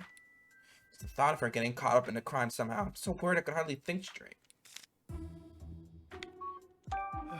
Out of all the jewels in Mr. Dennis' collection, he considers the Aurora Drop to be his most precious. Worked tirelessly to acquire it in the first place. You might even say the Aurora Drop is a physical manifestation, the crystallization of Mr. Dennis' career as a jeweler. We wish nothing but swift retribution on the thief who stole it from him. For someone who speaks so formally, Barnes is a pretty passionate guy, isn't he? Please, Tim, find the Aurora Drop, I beg you. Don't worry, sir, we're on the case. That's it. Well... Based on Barnes' testimony, I'm really not surprised the police suspect him. Yes, if only there was another witness at least. About that, aren't you forgetting something, Tim? Huh? Barnes saw us at Growlithe and Clefable were in the mansion at the time of the incident, remember? Right, maybe the Pokemon saw something. Exactly, you can leave the rest to me. Let's go question them. Tim. What do you got? Yo, Manectric! Working hard? He doesn't like you. Stay out of my way! Hey! What did I ever do to you? That way, but actually communicate with it. Who needs to clear us like that, Manectric? Manectric! I'm done already. We're not gonna get in the way of your police work. Perhaps Manectric sure is committed to the job. True, he's been keeping watch, so if anyone tried to hide some evidence, he'd spot it right away. Guess he's helpful in that way, but I just wish he'd dial back his aggression toward me. What do you want, great detective? Finish questioning Barnes? For now, anyway. We just haven't finished gathering our evidence. Don't change the fact that Barnes is still a suspect. Don't mind. Could we ask you some questions? If you insist, but I have no intention of sharing confidential information with you. Excuse me? Storage room. Is storage room the key to the reason the police suspect Barnes? Oh, so you know that much already. Well, no point in denying it. The only two people who could access the key are the homeowner and his butler, Mr. Dennis and Barnes. I highly doubt Mr. Dennis staged all this himself, which leaves Barnes the only logical suspect. Not only that, there was ducklet feathers at the crime scene, and Barnes' partner is a ducklet. I believe Barnes used the key to get inside the storage room, then had ducklet fly off with the jewel. It's my working theory. Duly noted. We don't have any decisive evidence yet. We're going to find the ducklet flew the coop, and then we'll get definitive proof. You'll see. Well, I'll be continuing my own investigation. Suit yourself. Following any leads other than Barnes? Of course we have. We've already collected statements from every last person in this house. Do you mind if I ask what your impression of each of them was? I'm supposed to tell you that much. Mr. Dennis seems rather shaken by Barnes falling under suspicion. And his wife Claudia is acting quite impetuously. She's been approaching us repeatedly to demand that we hurry up and wrap our investigation. So okay, so I'm really suspecting her. Like, she just wants the investigation to be over with already. Right after Barnes has been suspect, she's like, you know what, get the investigation over with and get out of my house. Or something like that. Ugh, that's gotta be tough. I almost feel bad for Brad. Almost. One of their staff members, Turner, has been very cooperative with our investigations. Told us a lot about everything that happened up until he lost consciousness. Well, that's all I can say for now. Thank you, we'll keep all that in mind. Police can question people, but they can't talk to Pokemon. The Pokemon here might help us paint a clear picture of what went down. Right? About Holiday. Also, there's another Manectric. Take you for what Mr. Dennis has to say? Guessing he also told you about his butler. Definitely not pleased that Barnes is falling under suspicion. Sure seems that way. In my position, I'm not at liberty to share all the information we've gathered. If there's anything I can do to help, just let me know. Thank you. Right? We got? What situation in the mansion at the time of the incident? We're still looking into that. I'm sure you'll get more direct answers by asking the witnesses themselves. He's right. We should take this one step at a time and gather our own intel. About Barnes? I was told Barnes is the police's prime suspect. Well, circumstantial evidence certainly seems to be pointing in this direction. He doesn't sound terribly convinced. Does anyone strike you as odd? Or anything strike you as odd? It's actually, I can't think of a single motive for Barnes to steal that jewel. Doesn't appear to bear any ill will toward Mr. Dennis, and he's in no trouble financially. That being said, we may uncover a motive in the case of our investigation. For now, I can't say anything with certainty. Understood. Here the Rodrop's incredibly valuable jewel. Rodrop's not just valuable, it's famous throughout this entire jewel industry. There must be plenty of people who would like to get their hands on it. Could the jewel have been stolen by an intruder? I can't rule out that possibility, but based on current evidence, I say the likelihood of burglary is low. And that my dad? Inspector Holiday, I know this has nothing to do about the current case, but you want to ask me about Harry? Yes, do please have any new leads on my father's whereabouts? Sorry, Tim, but we haven't made any developments on that front. Oh, well, thanks anyway. I still don't understand it myself. He was working on the R case when he went missing. That's the reason that if you follow that thread, you'd find Harry too. The case has been closed and we still don't have a single clue. Seriously, where did Harry disappear to? Don't be discouraged, Tim. Look at how far you've come in the 2 years since you moved to the city in search of your father. Come, such a great detective, the mayor himself recognized you with an award. You'll find Harry, I'm sure of it. In the meantime, I'll keep offering whatever help I can. Yeah, you're right. Thanks, Inspector Holiday. That's about it. Talk to this Manectric. Man. Hey, I have a couple questions to ask. Got a moment? I want to waste time chatting while you're on duty, huh? Awfully stubborn, aren't you? Even harder to talk to than Brad's Manectric. Like, goddamn it. The room is currently under police investigation. Only authorized personnel are permitted. Right. Well, Fable and Growlithe. It looks awfully suspicious. Let's try again later. the Growlithe then. Here we go. Hey Growlithe, sorry to bug you when you're already feeling down, but would it be alright if we asked you some questions? We're here to catch a thief. We need your help to do that. You want to talk to us if it'll help Sanji? Thanks. Sanji? Growlithe's nickname for Dennis, near as I can tell. Alright, his full name is Sanjeev Dennis, so I guess Sanji makes sense. Anyway, Growlithe, can we start with the questions? Right then, what about you?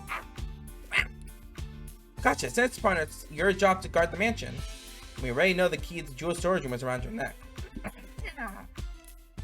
It's important to Dennis, so guarding is important to you. Makes sense. She says she never let anyone other than Dennis or Barnes even touch the key. And that's why you feel like you're responsible for what happened, huh? She's really got a strong sense of responsibility, which is good. Growlithe is doing her best. Don't worry, the two of us are gonna crack this case. Time of the incident. Remember anything about the time of the incident? You don't know because you were napping? Does that mean the key was stolen while you were napping? What? Your breakfast was so tasty that you ate too much and it made you sleepy? Been there, believe me. What are you even talking about? Woke up when Barnes got home. That would have been right before all the commotion happened. When you woke up, your precious key was gone. So the key was stolen while she was asleep. Yeah, I can tell you're upset. Yeah, you'll do whatever it takes to help us catch a thief? Thanks. We'll come ask for an assist if anything comes up. She says Barnes' kind and well-mannered person. He and Dennis are close, and she's never seen them fighting or arguing. So Dennis really does seem to trust Barnes after all. Growlithe likes Barnes too. Judging from what Growlithe says, it's hard to think of Barnes the likely culprit. Don't say anything in Growlithe's testimony that could help us prove Barnes' innocence. Only one left to ask. It's Clefable. Do what I can to get Clefable talking to us. Thanks, Pikachu. But I think that is like a good thing. Like maybe we'll learn something from the fact that Growlithe was asleep. Alright. What, you think we're thieves returning at the scene of the crime? Not all wrong. We're not here to steal anything. We're actually great detectives looking to catch a thief. Please, can you answer some questions? Yes, really? Come on, you can trust us. Yeah, help us out, and I'm sure Claudia's bad mood will clear up too. You're willing to talk to us. Thanks. Guess Clefable was worried we'd do something bad to Mrs. Dennis. Hey. Do you have a job here at the mansion? No job per se, unless you count spending time with Claudia. Isn't it tough hanging out with someone so prickly? Claudia's not a bad person, you say? Sorry, I didn't mean to be insulting. So Claudia's always arguing with someone or other. When it's just you and her together, she starts to regret the whole thing. I get it now. Your job is to cheer her up when she gets into arguments. You're actually pretty nice. But Clefable is really important to Mrs. Dennis. Right, time. Anything strange happened today? Clefable's saying she got real sleepy while playing in the mansion this morning. So Clefable is out as well, I guess. Then she dozed off and doesn't know what happened after that. That's too bad. Barnes. What do you think of Barnes? You get along with him alright? Claudia doesn't like Barnes. I guess that makes sense. Like remember, literally just a few minutes ago, we saw that as soon as Barnes was suspected, Claudia wanted to close the case already. Like she just wants to get rid of Barnes. Why? Clefable tries not to have much to do with him. Well, she doesn't think Barnes is a bad person. After all, she says Barnes ran to help Turner when he got hurt. Wait, does that mean Clefable saw Barnes going upstairs to help Turner? Yeah, it's gotta. Clefable, what else can you tell us? Clefable was dozing near the front door this morning. Barnes got home from doing stuff outside. She woke up and greeted him at the door. And then Clefable and Barnes heard Turner cry out second floor, so they both went running upstairs. Alright. And that's when, to their surprise, they found Turner on the floor. That's when Turner was attacked. Barnes was still on the first floor. Okay, let's start deducing. Great. Got everything we need to make our deductions. Yep, let's go for it. Right, so we got Barnes and Clefable as well. Suspect Brandon Barnes, the culprit, begins interviewing the people and Pokemon in the mansion. Alright? Right, we've got some useful information. Let's stop for a moment and get our thoughts together. With everything we heard, so anything that suggests Barnes is innocent. Information we got and see what we come up with. Wait, what was this? Okay, yeah, we got it wrong. Barnes may be the culprit. He had access to the key. Barnes is the only one aside from Mr. Dennis who had access to the jewel storage room key, so he might be the culprit. He must be the culprit. Barnes may not be the culprit. He returned to the mansion after the crime had occurred. When Barnes returned to the mansion, both he and Clefable heard Larry Turner cry out. Highly unlikely Barnes committed the crime. This? Okay. We learned that Clefable greeted Barnes when he returned to the mansion. Violet said she just woke up exactly the same time.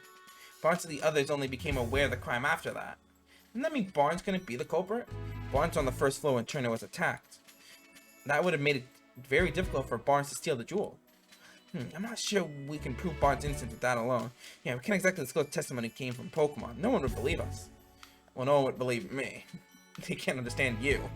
Looks like we're going to need other evidence to prove his innocence. Barnes is an alibi. Pokemon testimonies alone are not enough to prove Barnes' innocence. Look for stronger evidence. Can't let suspicion around Barnes or Clefable's testimony alone. I think we're going to need some other kind of evidence to prove his innocence. But where should we look for it? Nothing immediately comes to mind. Times like this, it's best to try investigating other leads. Might find a thread somewhere unexpected that lead us back to this. The red Pokemon entered the mansion's clearly involved in this instance somehow. Look for the Pokemon in Ryme City. Red Pokemon. Get close to the truth in the case. We got no choice but to find that Pokemon that witness saw. Mr. Report seeing a red Pokemon in Ducklet. What if the Pokemon that cut open the jewel case is the culprit's partner? Sense to think that, but no such human was seen by witnesses. Having said that, though, we might learn something if we can find that red Pokemon. Hence to city and get some leads on the Pokemon. She'll be able to figure out what Pokemon it actually is. Ducklet's nowhere to be found at Tension. Find out where she went. So I guess she can go check out the High Hat Cafe. At this point, it seems pretty unlikely that Barnes is the culprit. But then, why did Ducklet leave from the second room window? Second floor window. It's unlikely that's got nothing to do with the jewel theft. Finding Ducklet might be the quickest way to confirm that. Good call. Head to the city and look for her. We got two things going for us. Okay. Looks like the only way to continue investigation is to gather info in the city. Where should we go? Should we go after Ducklet or search for the red Pokemon? And sure, why don't we try following Ducklet? I think we have a better lead to go on that for that than the red Pokemon. Better hear that Ducklet. Alright, we did hear that Ducklet was supposed to go buy beans today.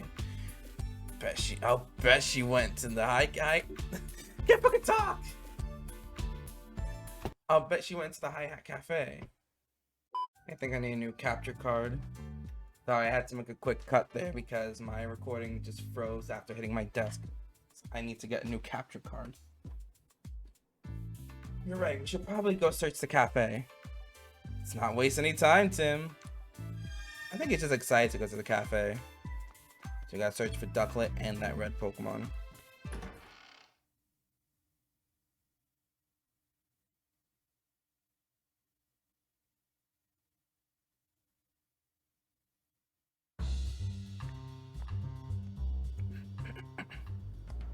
Huh? You mean you won't help me? I understand how you feel, man, but we're in the middle of investigation right now. Something about a Lillipup. Yes, but what should I do? It's like that woman has a problem. Sure does. That has anything to do with our case, but it's hard not to want to help someone who's in trouble. That's the spirit, Tim. If we see a person or a Pokemon with a problem, let's do what we can to help them. That's what makes us the city's great detectives. But we do need to prioritize our current case. This is something we can help out with when we have time. Right, first let's see what she has to say. Good idea. To investigate, people in Pokemon may request you help solving their problems. These people in Pokemon have a blue speech bubble. If you see them, try talking to them. Local concerns that you've agreed to help with are added to the list. You can check the list.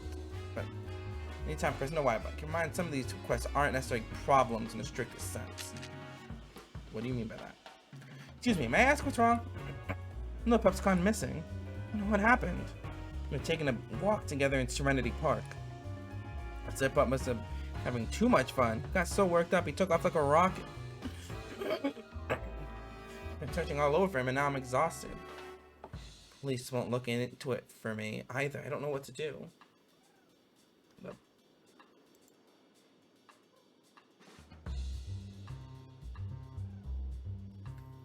clear my throat for a bit. We can't just ignore this. To right, helping people is detective's job, and find lost Pokemon even more so. Like Toppy, man, we're detectives, so we're pretty good at looking for lost people in Pokemon. Really, that would be a huge help. Can you think of anywhere your Lillipup might have gone? Well, I've already searched the park pretty thoroughly, but I haven't looked for him in the city yet. Oh, also, my Lillipup likes quiet places, but I'm not sure there are any places like that around here. I think that's enough information for us to go on. Let's wait here while we search for him. Sorry to add to your workload when you already look so busy, but thank you. I hope you find my sweet Lillipup. We see Lillipup in the investigation. We should talk to it. And lots of Lillipup. Hope loves to go for walks. When his partner took him outside, he suddenly ran off. Hope looked for the city.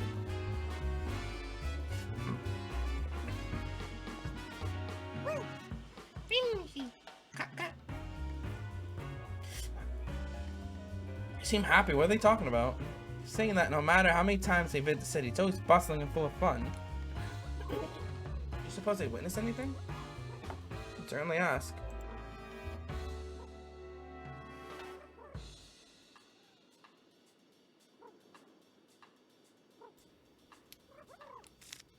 Right.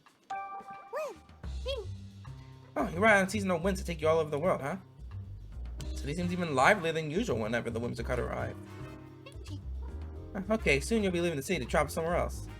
You like coming here every year because you can meet so many different Pokemon. Now, I'm happy to hear that. Cotton? Is that cotton yours? This cotton. Yeah, the whimsicott says it's theirs. So I had a feeling the cotton involved them. But you found this in Mr. Dance's mansion. Don't suppose you've been in there. Maybe you have, maybe you haven't. Why are you gonna remember at least that much? This one does remember. What did it say? Thinks it remembers going into the mansion while playing with its friend. It thinks so? That's not a very clear answer. Yeah, let's ask for more details. How'd you get into the residence? It said you might have been in the mansion, but how did you get inside? Yeah? You went into the window with your friends. Why would you do that? You don't remember anything after eating breakfast this morning. What does that mean? He's really poor, just try to remember. Some human you don't know asked you to do it? What was the stranger like? You don't remember because it was someone you'd never seen before, huh? Now look here, you might be an accessory to theft. You have no idea what I'm talking about, do you? The whimsicott may have been unknowingly involved in this crime. If they were, they're blissfully ignorant about it. They're all playing pranks, kind of their whole deal. This complicates things. Right, then any red Pokemon? Have you two seen any red Pokemon around here? Oh, Pawniard is red. You've recently become friends with one? Pawniard. It's a Pokemon that with blades all over its body. It's true that Pawniard's pretty red. You often run into Pawniard in the terrace in Serenity Park. On windy days, you play with Pawniard by picking it up and flying it around. And they said they like to fly Pawniard all the way here from Serenity Park. Serenity Park is a big park just beyond here, right? Yeah, and the terrace is way over on the far side. We can find Pawniard. Maybe we can find Pawniard there. Do you remember when you last played Pawniard? Oh, lately you've been playing together every day, even today. Okay, so you might be able to find it there now. If we go meet Pawniard, we should be careful about how we treat its favorite rock. It has a favorite rock? Hey, there's a rock on the terrace that Pawniard really cares about. One time they accidentally stepped on it and then Pawniard got mad. Real mad. That's scary. Better watch where we step. Ducklet. Suppose they've seen Ducklet around, have they? Okay, I get it. You didn't see her. You didn't see her. I wonder where she went. Suppose Pawniard's a red Pokemon we're looking for? Apparently it's good friends with Whimsicott that went to the mansion. So it's pretty likely. Probably be fastest just to go meet and ask. We still gotta track down Ducklet. Should we look for Ducklet or Pawniard first? Either is fine by me. Start with whichever one you like. Thanks, Pikachu. This is the park. Guess we should go into the park first then. Serenity Park. There's a schlong. Or a slurp. Place is huge. That's Serenity Park for you. Whimsicott said party hangs out around here. The terrace is their usual meetup spot. Should we go look? I wanna go talk to the slurp over here. Little boy and his Lickitung. Come on, Lickitung, stop. Come on, Lickitung, stop again. Keeps getting distracted. What's she supposed to be doing? Lickitung licked every flavor life has to offer. What's that even mean? What a long tongue. That's all you have to say about it. Oh, look at that. It's a tree. But first, he's a Rabu. Rabu! Scores a hat trick. Scores one thing after another. It's Rabu, a Pokemon known for its excellent footwork. Rap, rap. What's it saying, Pikachu? I want us to be quiet because it's trying to think of a practice routine. Oh, I see. Let's leave it alone then. The cute little Rabu. It's a fucking tree. And a Widow, unmoving as a tree. Widow. Oh, I was just thinking it was just an old place. I was just thinking it was an odd place for a tree, but it's actually a Pokemon. You really didn't see the eyes on it? Yeah, it's a Sudowoodo. They have a habit of pretending to be trees. Oh, Pseudo! Practicing your tree imitation, huh? I have to practice right here. Seems like it'll block a lot of foot traffic. Yeah, true. Hey, Sudowoodo, if you want to practice, you should try doing it somewhere else. Hey, she totally blows your cover. Sudowoodo? Okay, I'm gonna go now. I sure seemed to send it into a panic. Guess I thought I was blending in perfectly. Anyways, there's a lady and her Zarina. This is a fountain for one to drink from. My Zarina really loves the taste. My Zarina really loves the water here. Here it is. And then it gets off the beaten path. He's a man in a Purloin. I could watch Purloin all day and never get bored. Purloin, adorable deceiver. Like Zorua. And they were both in the same generation as well, so. Pokemon's being awfully friendly.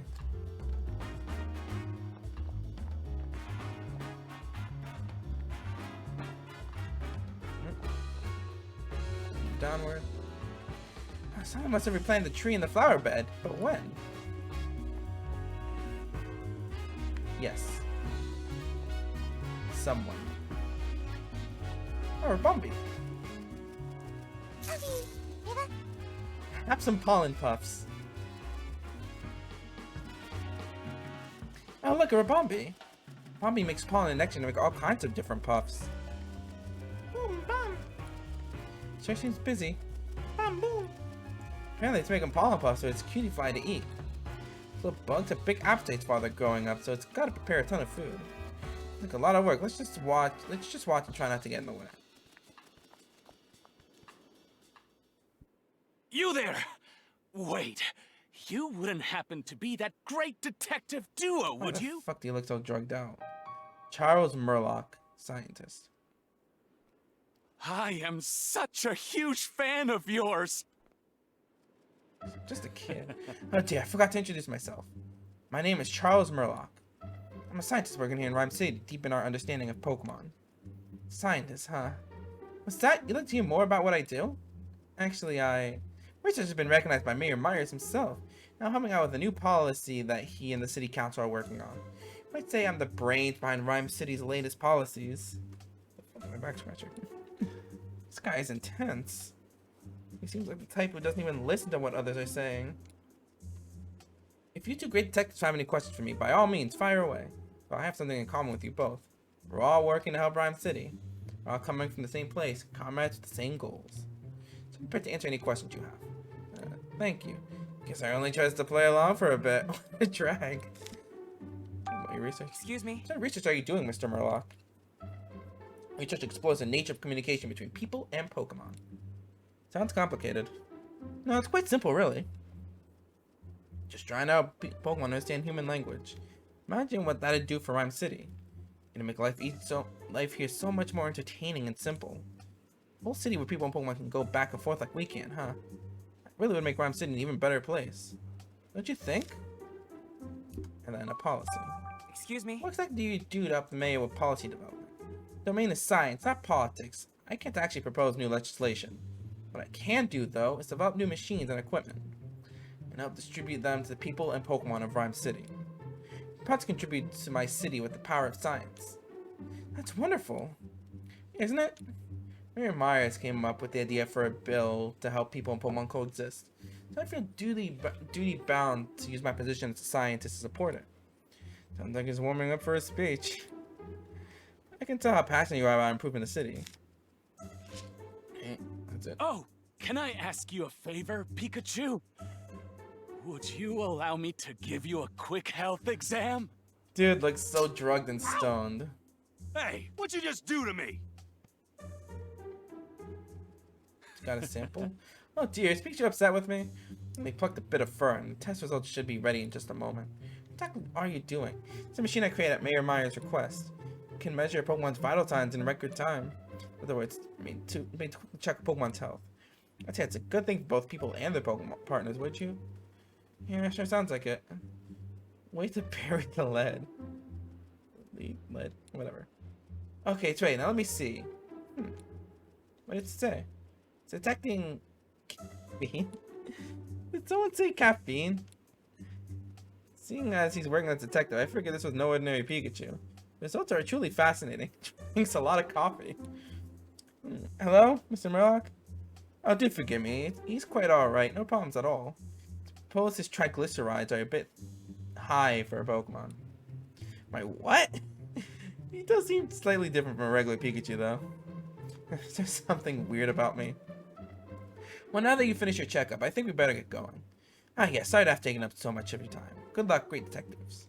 Thank you. Come on, Pikachu, stop sulking and let's go. High triglycerides. Ugh.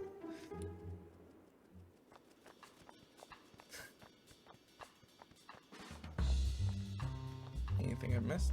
Nope. Go to where that scientist was.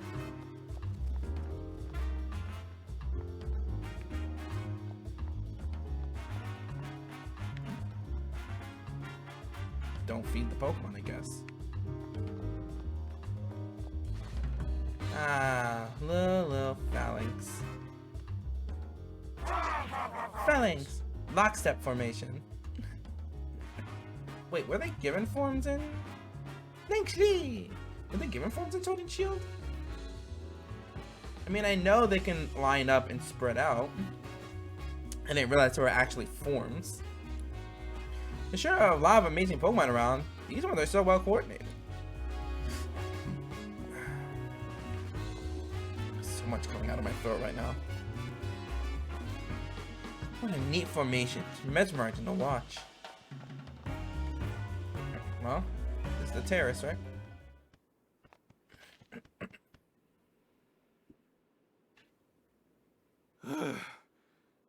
This is the top, yeah? Look at that, Pikachu. Huh? From here, you have a perfect view of the dentist residence. So someone could have flown from here. Hey, Tim, what are you thinking? Pretty sure the window's the one in front of the jewel storage room. Pokemon capable of flying could go straight into the mansion from here. Yeah, for a thief was getting help from Pokemon, this would be the perfect vantage point. This is where the Whimsicott usually meet up with Ponyard, right? That's what they said, but I don't see it anywhere. It was here earlier. Maybe it left some kind of sign. Oh, Ponyard are known for their blades. It's not much, but it's the only lead we've got. Better get looking. Let's look around here. These turnip leaves have rough, uneven edges. Torn leaves with rough, uneven edges. You suppose Ponyard did that? And they look to me like they were bitten, not cut.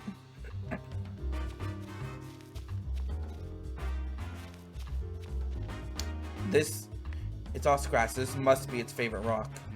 What's up with this rock? I've been scratching at it?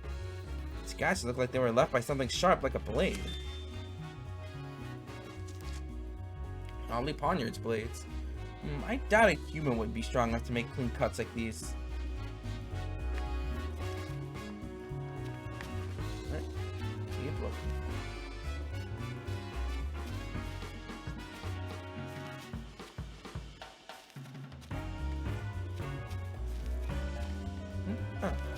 Cotton again. This cotton. I fell here when the Whimsicott were playing with Poniard. Right. Great. I think we need to make our deductions. Right. The rare Pokemon that entered the mansion is clearly involved in the incident somehow. Pokemon in Ryme City. Right. Okay. Did you forget where the red Pokemon is? Search where the Whimsicott flew to. Poniard and Whimsicott apparently play together often since they flew to Dennis Rest together. Might be able to find Poniard if we search inside the mansion. Which Pokemon that ate the leaves? Possibly the torn up leaves with rough uneven edges were left by Poniard, who was eating them. Poniard must be near the leaves. Search near the rock. How do you like it? The slash marks left in the rocks are made by Poniard. Proof that Poniard comes to the terrace. Search for where the Whimsicott flew to? Nope. Yeah, Whimsicott playing together, right? Search where they fly off to. Maybe we'll find Poniard there. Where did they fly off to? And it's present. Actually, we're not gonna find Poniard there if we search the place top to bottom. Okay.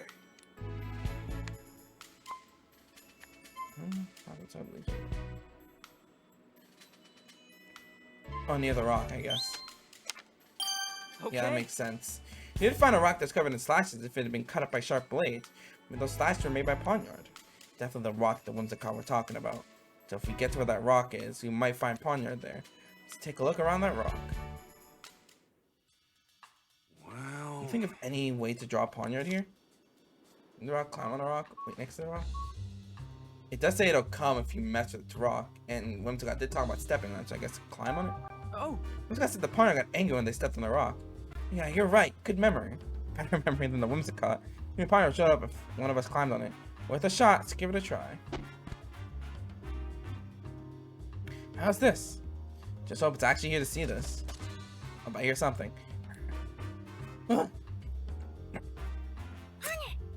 Impressive swordplay. Keep forgetting how tiny it is. It's Poniard. It's like Whimsicott said. He's saying, "Darest thou tread upon my cherished rock?" What is the meaning of this? Oh, I think it's a knight. Oh wait, a pawn. That's right. It's a pawn. Because the Poniard evolution is chess pieces. That's right. A pawn, a bishop, and a king. Well, the king adds up Scarlet and Violet. Thine answer shall determine thy fate. I will show thee no mercy. Wait, what? Oh, it's really angry. Sad, we just wanted to find you. Weren't trying to mess with the rock or anything. Thank goodness it'll forgive us, but just this once. You want to know why we're looking for you? Fair enough. I have some questions we'd like to ask you. Do you mind talking with us for a bit? Says it'll talk. Got you. So you've been traveling all over as part of your journey to warriorhood? Sorry, did you say journey to warriorhood? Apparently it travels all over the place to practice and improve its moves. Says that because it was born with these blades, it wishes nothing more than to master them. Apparently it's that proud of its blades, I bet they have razor sharp edges. Says it can easily slice a rock in two. That might sound a bit strange, but you haven't punched anyone recently, have you? Mario says it's never punched a single person or Pokemon in its life. Good point. Could cut something with those hands of yours, but you definitely couldn't punch it. Yeah, second thought, wind up with a different injury if you're punched by a Poniard. Any other Poniard in the city beside you? What's it saying? Apparently it's never seen any other Poniard. Dennis. We heard from some Whimsicott that they went to Mr. Dennis's mansion. Were you the one who went with them? I'm not sure if it was the same place, but vaguely remembers going to a big house. Says it entered the house together with the Whimsicott. How'd you get inside the mansion? Apparently Poniard likes to get picked up and flown around by Whimsicott. So you think they might have gone inside the mansion with that? Did you happen to cut a jewel case when you were in that mansion? So you remember the sensation of cutting through something, but the rest is a blur. This is important, so please try to remember. says its mind feels all foggy, and it can't just remember what was going on at the time. It makes things difficult. About Duck. You seen Duckler around anywhere? I haven't seen her. Hey, where could Duckler have gone?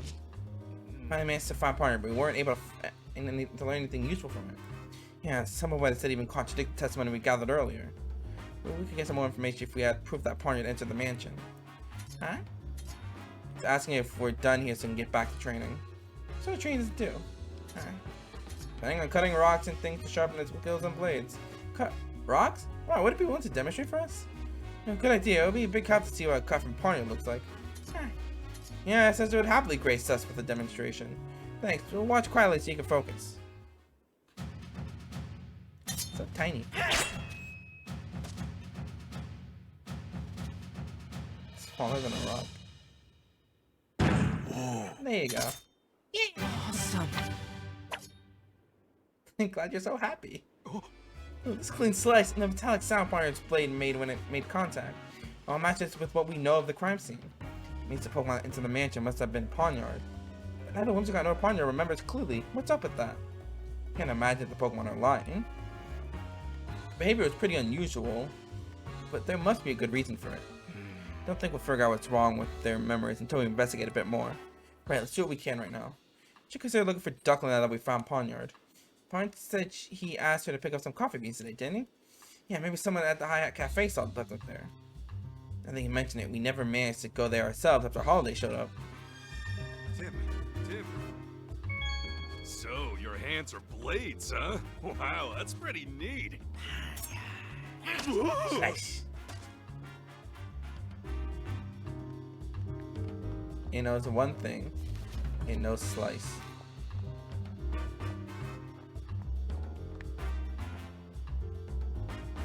Hello. How wonderful to meet you, Detective. Seriously, it's an honor. Yes. Hey, nice to meet you too. Can I help you, or... do you really not know who I am? I'm kind of a big deal at the Ryme University campus, and I know you go to school there too. Anything about this so-called big deal, Tim? Nothing I can think of. They call me the quiz professor. I'm actually still a student, but that's what they call me. And this is my partner, Toucanon. Burning Beak.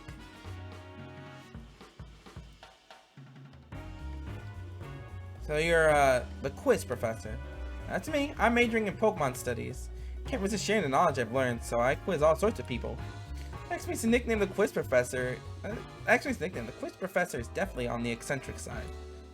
Kinda. I'll admit, you got me there. Pikachu doing detective work is pretty eccentric too. Why don't we celebrate our meeting with a quiz? We're pretty busy working on a case right now. Okay, here's the first question, and she's not listening. In one ear and out the other. Oh, I guess I can't hurt to play along. Yes, here goes nothing. Pokemon catches prey using its long tongue. Well, in question is somewhere in this very city, so get out there and look for it. What's your tongue like, Toucanon? Mind opening up that beak of yours? Yeah. Well, thanks for running here. Thanks anyway.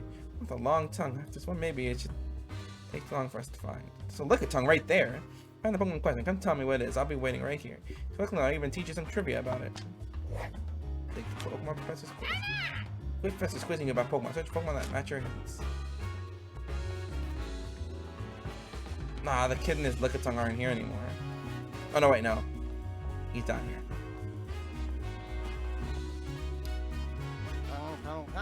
Eh? That's a long tongue. It may stretch it so far.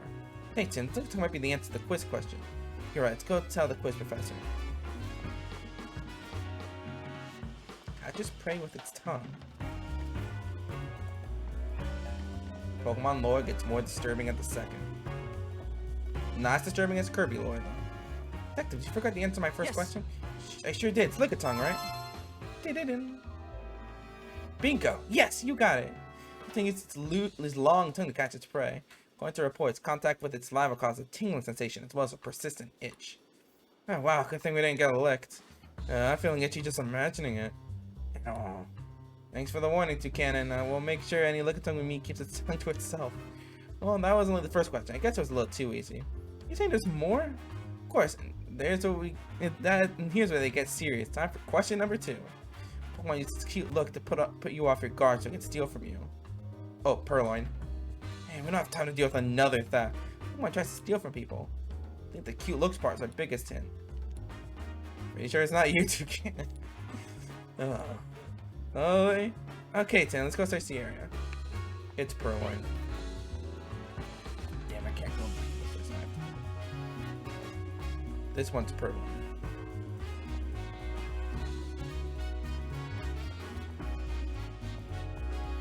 Right here. What a cute Pokemon. That's a Purloin. How sweet. I think I want some attention. Sorry, we're busy now, but we can play with you later. Hold up, Tim. Check your pockets. Why do I need to check my... my pen's gone. Hasa, it's your doing, isn't it, Purloin? Can't pull one over on a great detective like me. Now hand it over. Pause so we can see him. My pen. Wow, you can't even take your eyes off this Purloin for a second. Yeah, that was a close one. At least you forgot the answer to the quiz question. Right, let's go tell the quiz professor. Watch Purloin all day and never get bored. Dude, are you sure... Old man, are you sure nothing's gotten stolen from you? Or are you just inept in the knowledge of a Purloin?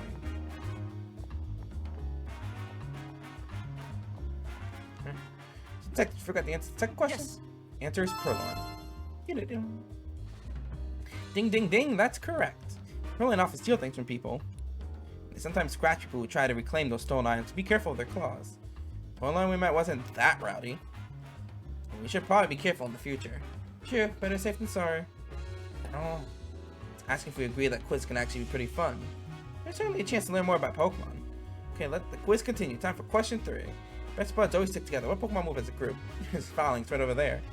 Come on, what's a group? Like one that travels in herds or flocks or something? Nope, this case the whole group counts as one Pokemon. Is that even a thing? Can you give us a hint to Cannon? Oh, well, that's not very sporting. Pokemon has quite the unique appearance. Go ahead and see if we can find it. It's right here. It says Phalanx. Ranks. Wow, its movements are in perfect unison. Its Phalanx always move around in groups of 6. In the middle of formation training. Do you think Phalanx is the Pokemon the quiz professor was talking about? 6 working together as one. Yep, that fits the bill. Let's go tell her the answer. Alright. Did you forget the answer to the final question? Yes. Think so. The answer is Phalanx, right? Bingo! That's it. Phalanx is a very peculiar Pokemon. There are actually 6 of them working together as one. The one in the front, known as the Brass, leads to others by issuing orders. Wow, they change formation as needed and use teamwork to secure the win. It's a pretty interesting Pokemon. Sure, but I bet it's tough for the troopers if they get an incompetent Brass. Yeah, sorry, I'm sure they're all perfectly competent. That's all for today's quiz. I hope you're enthusiastic about quiz and Pokefacts as I am. Yes, I learned a lot. Glad to hear. I'll get some new questions ready for next time. Okay, please let them be easy ones. And maybe she could, you know, wait till we're not in the middle of something. Oh. Yeah, see you again.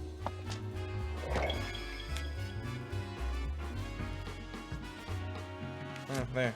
I took her quiz. Now, if there's nothing else, we best be on our way. I have a ducklet to find.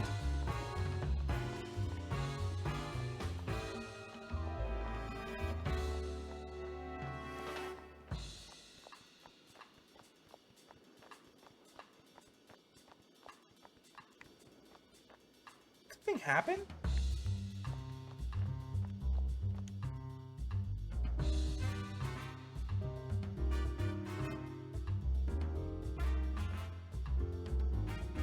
Right.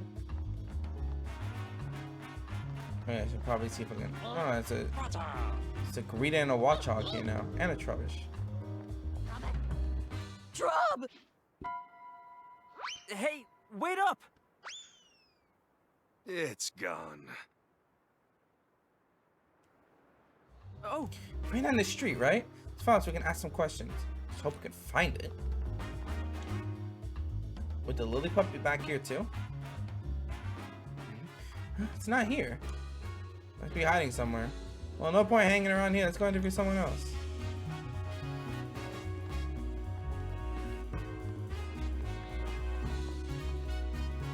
I want her to explore this place. Oh, there it is.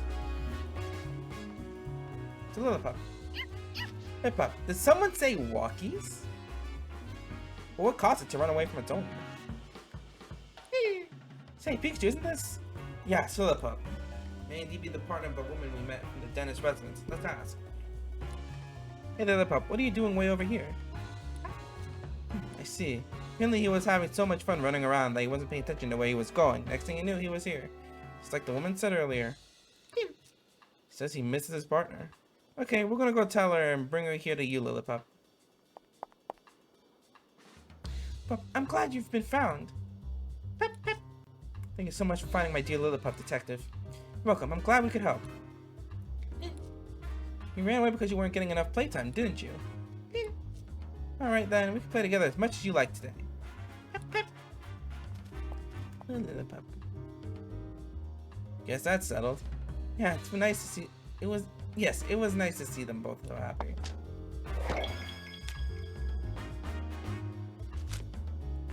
That's done. What about the Trubbish? Is it here? Well, I can't really investigate anything. Can't go in here.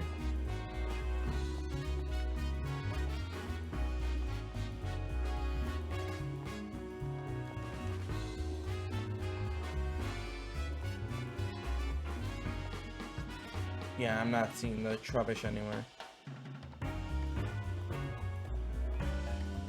But why would it show it and then just make it disappear?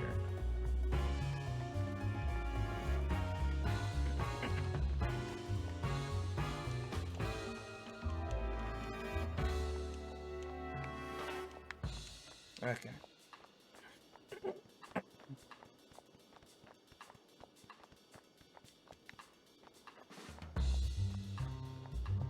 Okay, well, it's gone. But we did find a Lillipup.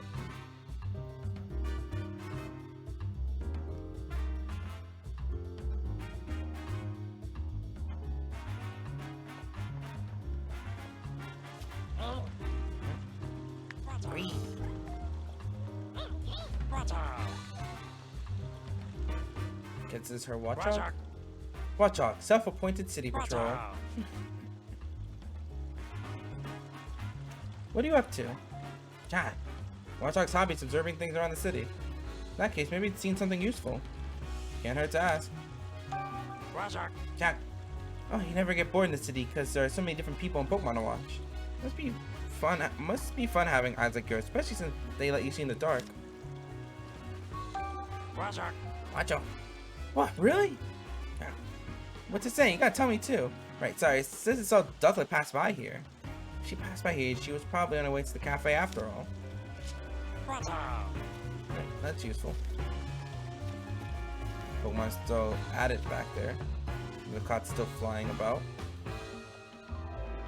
Here we go. Pikachu's favorite time of the day. Cafe time. Niccolo, Hayat Cafe. It's a lady again, and he has a milcery. Oh, Tim! Rachel Myers, student at Ryme University. Hello there. Jessica Miller, Rachel's friend. The saturation for Ludicolo now makes it look like a shiny. Oh yeah, and I'm pretty sure it's a girl, so makes her look shiny. Also, is that a Poltegeist in the back? The coffee mug?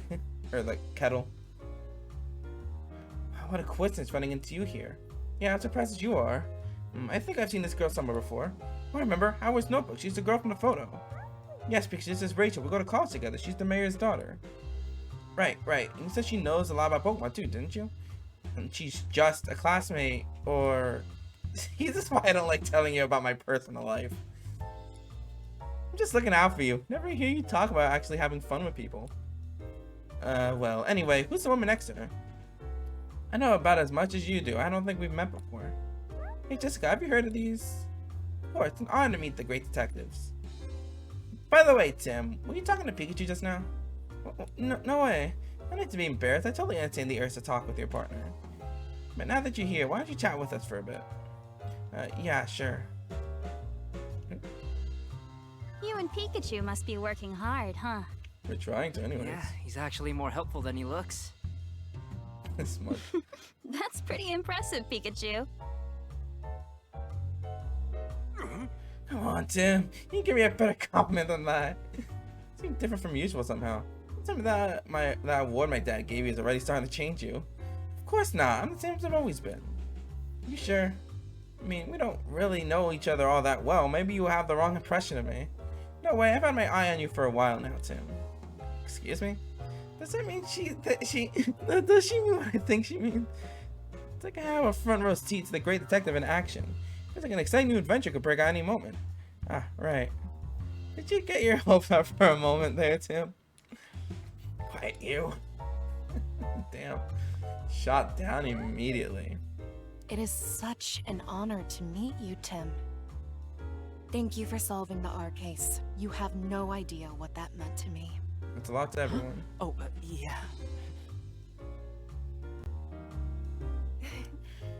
I see news about your accomplishments on TV all the time. You're quite the celebrity. Celebrity? I wouldn't quite go quite that far. I need to be modest. You're a good detective after all. Jessica used to work with my mother years ago. That's how we met, and we've been friends ever since. Oh, I see. It's been a while since we've met up like this. About 2 years, I think? We've both been so busy lately, there just hasn't been time to get together. I had no idea you'd become friends with the famous great detective. Were you surprised? Yeah, of course. Hey, I'm the great detective. By the way, Tim, I work in a pizzeria in Bamboo Borough. If you're ever in the area, stop by, I'll treat you to one of our awesome pizzas. Alright, did you hear that, Tim? Let's go sometime. Pizza place where Jessica works is actually pretty famous. Sounds great, I'd love to go. I'll take you up on that offer. I'll be waiting. Tim, there's actually something I want to talk to you about. What's up? What's about something going on at home? I'm serious. I'm not sure how much help I'll be, but you can always count on me. I don't want to waste your time though. Don't worry about it, I'm working right now, but we could meet up tonight if you're free. Sure, that works. Thank you, Tim. Okay, then how about you stop by my apartment later this evening? Hey, not bad, Tim. Aren't we supposed to have dinner with your family tonight? Yeah, but it sounds serious. I can't just brush her off. Least I can do is hear her out for a little bit. Fair enough. So your family will understand. Tim. Hey, Tim. Jessica seems really grateful to us for solving the R case 2 years ago. Oh, that's nice fine. to know our hard work wasn't for nothing. For recognition, huh? What's in there? Boing! No, boing. At work they say if you don't know what to do, just ask Slow King. Oh, it's a bounce suite. No bounce suite up. No bounce suite up there. Bunch of instruments. Oh, a contrabass. Now that's stylish. Or a contrabass. I think I'll give it a strum. Stop it. The cafe's open right now, you know. Let me see. Oh, great looking drum set. I think I'll take it for a whirl. Please don't. The cafe's open right now. It's Pablo's piano. He has much time to play when the cafe's busy. Well? It's called a conga. Did you know that? You tap out the beat with both hands. Even I can play this thing. Come on, now's really not the time for that. Alright. Talk with this. I don't know if it's just saturation, if this actually is a shiny. Well, look who it is. Pablo Milan, owner of the Hi-Hat Cafe. What do you call it? Cheerful cafe assistant manager. She just loves to dance.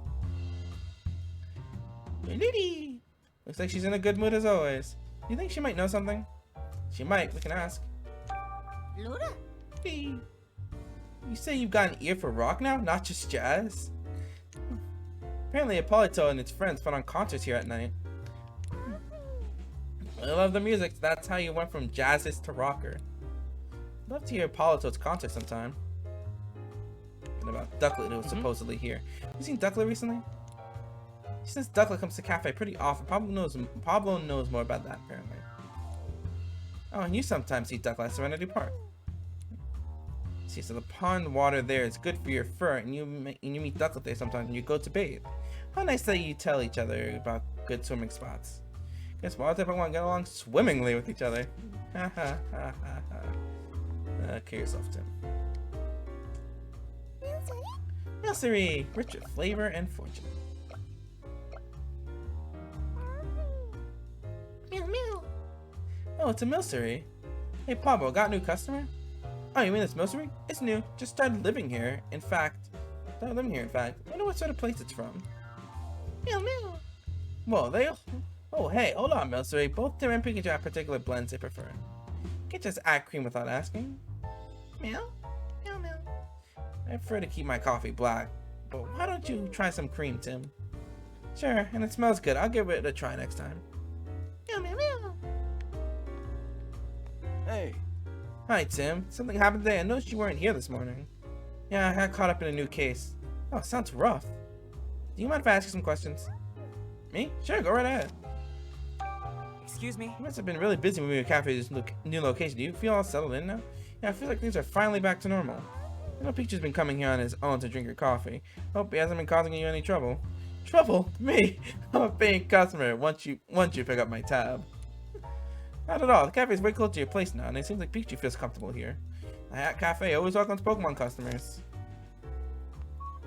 Hey. Both from the dentist mansion? Yeah, he swings by the cafe pretty often after he's done with work. Barnes, a regular customer?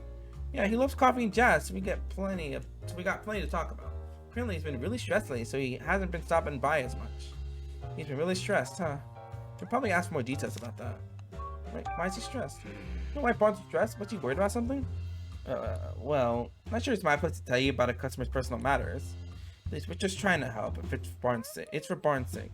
Ah, so this is for a case, huh? I guess I better tell you. It's worried about the jewel that Mr. Dennis is planning to donate to Ryme City. Really, Dennis has a difference in opinion about that. Barnes was trying to come up with a compromise that would satisfy both of them. But he said he just wound up getting stuck in the middle of the argument. Does sound stressful. You know what I'm saying? He wished there was no jewel in the first place. He wished there was no jewel, huh? Anyway, that's all I know. Hope it helps. Yes, thank you. About Ducklet. Excuse me? You know about the Ducklet that lived in the dentist residence? Yeah, I know. You're talking about Barnes' partner, right? She often comes here all on her own to buy coffee beans. Really, he's a clever little Pokemon. Just like Barnes said. She always comes with this cute little bag that I fill with beans for her. As far as I know, she takes them straight back to the mansion. In fact, she left her usual order a couple minutes ago. Really? Okay, let's start deducing. Right. Prefer to do it this way, it feels faster. The Ducklet. She had 2 ways to go about it. Ducklet's nowhere to be found at the dentist residence. Find out where she went. Okay. You forgot where Ducklet went after she left the mansion? Piece together the information we've gathered. She actually said the dentist residence. Looks like Ducklet. It only looks like Ducklet is not the mansion. She's actually been with her partner Barnes the whole time. She went to High Hat Cafe. She most likely the reason Ducklet isn't at the mansion is because she went out to buy coffee beans from the High Hat Cafe. Okay. Didn't Ducklet go to High Hat Cafe to buy coffee beans? Yeah, she came here. Yeah, apparently she goes there on a regular basis to buy them. Today was one of those days. Pablo said that he handed Ducklet her usual order of coffee beans. So I guess Ducklet headed back to the mansion then? She might be there already. She went to the Hat Cafe to buy coffee beans. Do we solve the other case now? Or are we able to solve the next thing? Pokemon testimony is alone not enough to prove Barnes' innocence. Look for strong evidence. Okay. Something that could prove Barnes' innocence. Let's think of something that would be convincing to the police as well. By showing the Barnes couldn't have opened the jewel case. It's the only one who could unlock the jewel case, so it would have been impossible for Barnes to steal the jewel. Showing that Barnes' partner Ducklet had nothing to do with the crime. Ducklet really went to go shopping. That means her partner Barnes likely had nothing to do with the crime. There are more I can actually do. Okay. Head back to mansion to search for Ducklet. I actually don't know if I can solve that case yet.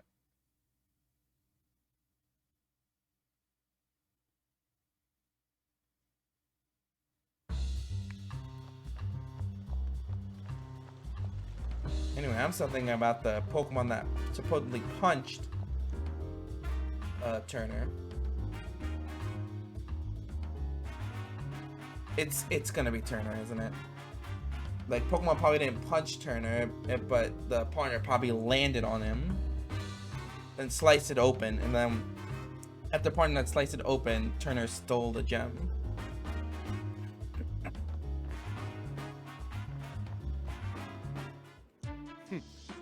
What in the world were you doing? My apologies, sir. Something happened, Brad? Ducklet was spotted near the mansion just now, but when my sub-owner tried to catch her, they let her escape.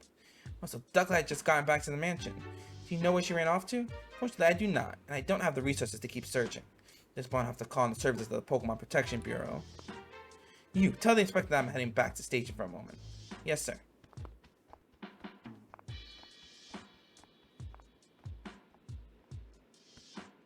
Well, Brad and Electric are gone, so we have no idea where Ducklet could have run off to.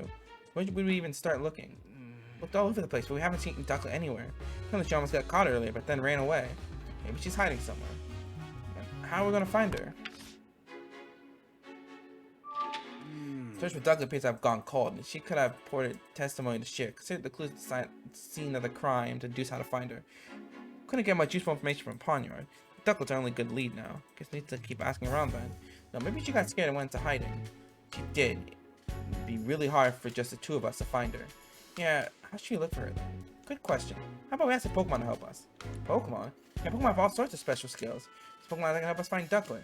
Think it'd be willing to help us though? One of the Pokemon in the Dennis residents will gladly help us out. Well, theft happened in their own home. Let's go back to the mansion and ask the Pokemon there for help. You know, I'm gonna try solving this other case. I'm pretty sure I can solve it now. Okay. And I proved Barnes was innocent. Barnes' partner Ducklet had nothing to do with the crime. And he went shopping. Ah, of course. These Barnes don't connection to the crime. Barnes' partner is innocent. That doesn't prove he is. We're gonna need a different approach. I don't think we have enough information yet. It's important that we get this right. Yep, I have a feeling I have enough. Okay.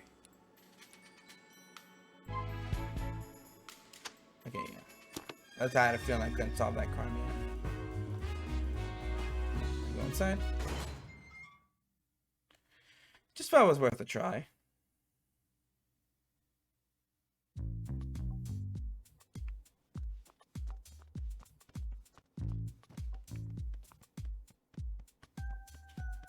Yes?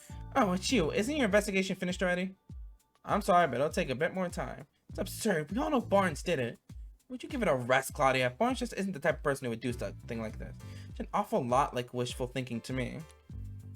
Barnes simply wanted the Aurora drop for himself. He's been play acting as a perfect butler, but all he's serving us is a platter of greed and deceit. Just listen to yourself. How can you say that about a man who served us faithfully for many years? Open your eyes already. Barnes has betrayed you. Please calm down, both of you. Barnes Ducklet was sighted a few minutes ago. Hoping that when we find Ducklet, we'll also find a clue. Oh, excellent. I'm certain you'll find proof that Barnes is innocent. And where's Ducklet now? She got away. We're about to go search for her. I'm such incompetence. Hurry up and find her. It's not going to be easy to find Ducklet with just the two of us. Get some help from other people who want to search for Ducklet.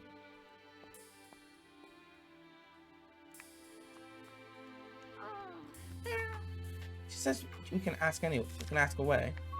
Do you have any special gifts that may help us catch the thief? It says she's got a very keen nose. Come on, Handy. Maybe you can track something by following its scent. Yeah, that might work.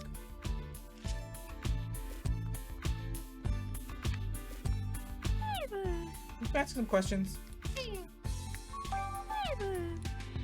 says she has way better hearing than most Pokemon do.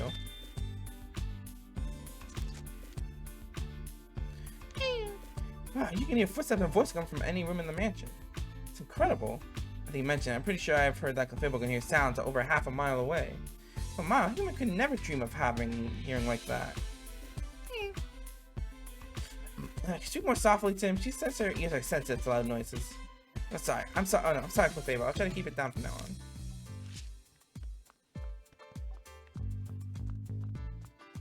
I think I already got spoiled by the trailer for this game, but I'm just gonna go there now.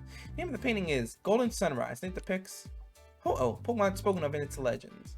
They bring eternal happiness, and that wings shine with rainbow-colored light. Rainbow-colored light, huh? I mean, sure, it's beautiful, but I bet the real thing's even more breathtaking. Oh yeah. Well, I guess that might as well look at the Lugia one as well. The name of the painting is Silver Wave. Depicts Lugia, Pokemon known as the Guardian of the Seas. He went to live deep down in the ocean floor, but no one's ever seen it. Makes sense. The ocean floor is not exactly a place you just casually visit. I thought it's actually drying up from all this. Hey, Manectric, you talk for a minute? Come on, no need to be that way. This will be quick. Oh, we never talked to him. I'm having trouble finding Pokemon right now. Can you use your spectacles to help us, Manectric? Say he's got a sharp nose and is good at tracking, but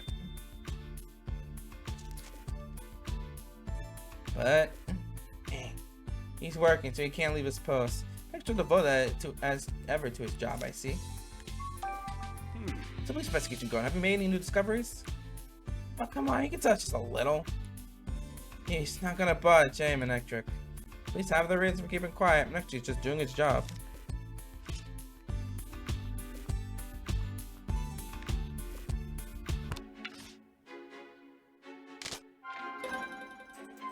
It appears to have gone cold.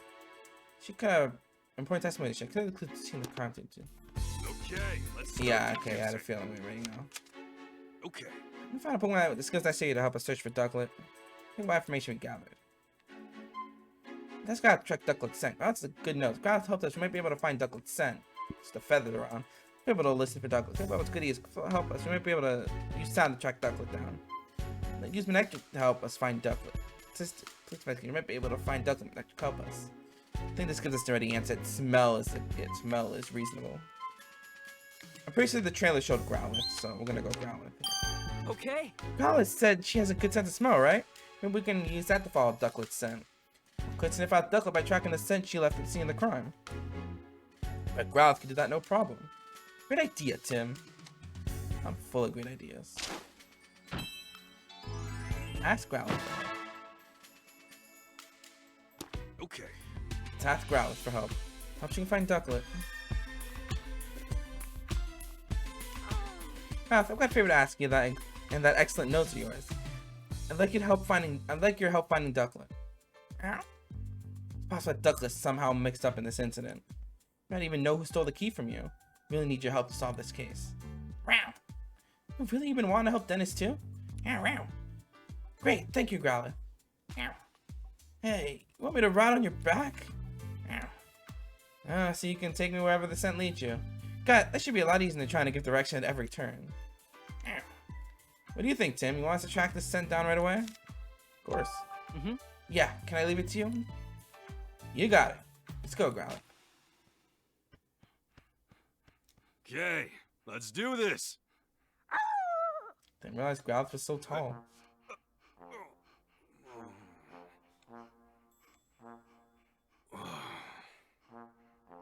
Sorry, but could you sit down for a sec? Like I cannot. Oh no. She does. Just like, say la vie. Alright. What happened? Let's go! I'm getting mixed signals from... This is the first time I've ever given someone a ride. This is the first time she's ever given someone a ride. Why just repeat what I said? Oh, whoops. When it's just you and me talking, I guess I don't need to interpret for Tim. Yeah, let's get the search underway. How do you track the scent? I sniffed the ground. I can tell the scent is strongest. Gotcha. Look for where the scent is strongest. Right, and there are still traces of Ducklet's scent inside the house. I think we can track her from here. Okay, then let's get going, Growlithe. Yeah. On the R button, we're moving to follow the scent of whatever you're looking for. You can get off Growlithe by going back to Tim.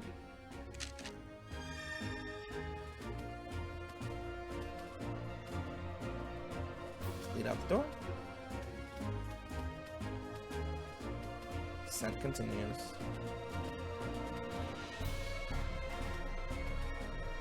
Yeah, but I figured it leads out the door.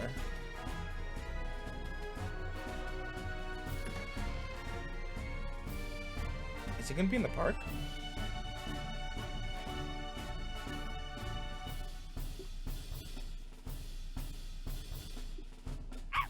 Picking up Ducklet's scent around here. Ducklet always leaves this way when she takes walks and goes shopping. Her scent is still lingering here. If we follow that tomorrow, we should be able to find Ducklet. Check the scent carefully. Don't want to lose it. Right. So I figured into the park.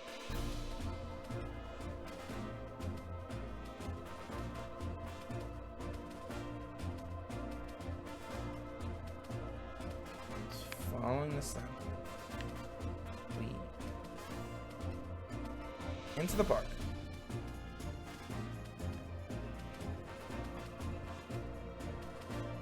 Is she gonna be on the terrace?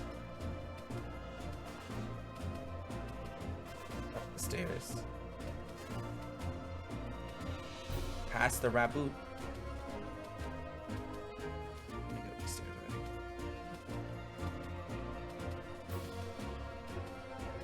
Hello, Raboot.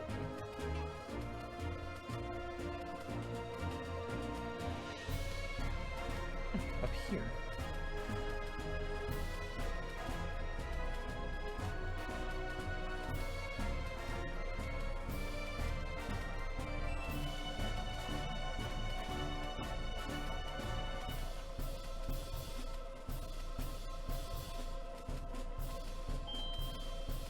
Bush. This scent! Did you find her? Yes, I'm sure of it. Coming out, Ducklet, it's your pal Growlithe. What? Ducklet aspires to elegance. Get knocked out of the sky? I was wondering who'd found me. It's good to see a friendly face. Wait, who's that on your back? Hi there, I'm the great Detective Pikachu. And you're a friend of Growlithe's? I like to think so. Putting that aside though, could you tell me why you're way out here? Some strange humans were chasing me. It was really scary. Don't know what I could possibly have done to make them so upset. I think you may have been involved in a crime. Huh? What crime? Something precious was stolen from the house. And you and Barnes are currently under suspicion. Say what? None of us would ever do something like that. I know, I don't think it was you. I'll need to ask him questions to help prove your innocence, and Barnes too, is that alright? I guess. About you. What? I'm Barnes' partner. You're always helping him out because he's so busy, right? Like when you're buying beans in the Hi-Hat Cafe. Barnes have good taste, much like myself. You drink that black water too? I've tried it once because Barnes seems to enjoy it so much. I practically gag when it hit my tongue. Too bitter. I feel you there, Doug. I never related so much to a Pokemon. Yeah, I personally don't drink coffee because I can't do bitter tastes. Not strong bitter anyways. Like, I can eat dark chocolate and that's supposed to be bitter as well. So I can't really do like black coffee or black tea. Like, I can't really do those like that because it's like so bitter. But like the bitterness that you get like in dark chocolate, like that's enough for me to handle. It's a sophisticated flavor of sophisticated Pokemon. Yes, well, I'm sure I'll be sophisticated like that someday. Just watch. Can you tell me about Barnes? Barnes is my partner. He's a true gentleman. You met him. I'm sure you understand what I mean. Yeah, though I think I might have him beat in the gentleman department. Right. Anyway, he's totally good about telling me when I've done something well. It may not look like it, but I'm actually a really good swimmer. Barnes always compliments me when I show off my fancy swimming techniques in the fountain. No one that lovely could possibly be a bad person. Right? Right? Like I said, I don't think he did it. Don't worry, Ducklet. We'll clear Barnes' name. Thank you, Growlithe. Why were you hiding here? There must have been plenty of other places you could have picked. This is my favorite spot, in the bush. And like I told you, I got chased around by a bunch of strangers. I was feeling pretty ruffled, so I came here to calm down. Gotcha. See that water over there? I love bathing in it.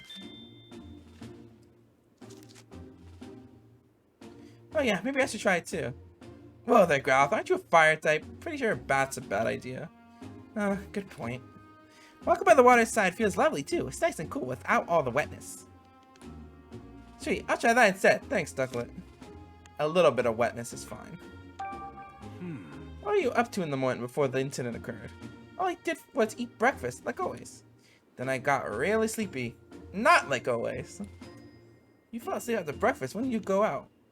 Well, at some point Turner woke me up. I usually go out shopping right after Barnes asked me to. Today I was in a hurry because I overslept, so I rushed to grab my bag and flew out from a window on the second floor. And you're sure it was Turner who woke you up? Yes, I'm sure. Growlithe, you fell asleep too? Yep, only because these breakfasts are so yummy. Wait a minute, and did Fable fall asleep as well? Something must have. I don't think it was overabundance of food. There must have been something in the food that was knocking the Pokemon out. I guess I ate so much, I got sleepy after. You two always eat your meals together? Not usually, no. I always eat with Cramorant. Wait, what? Is there Cramorant in the household? Yep. Cramorant is Turner's partner. Is that so? It's strange that Turner never mentioned that.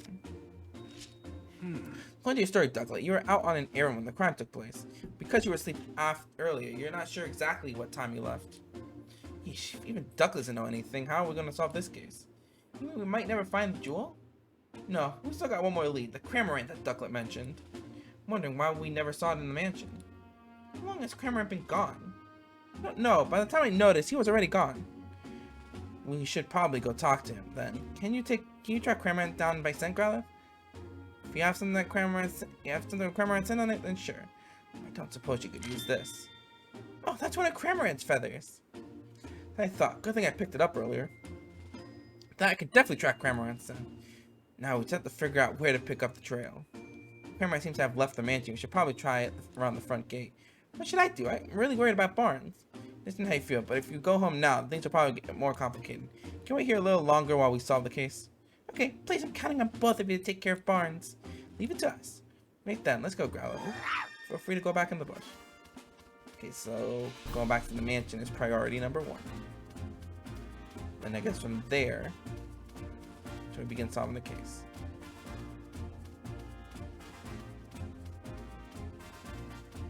Wow, they're so excited.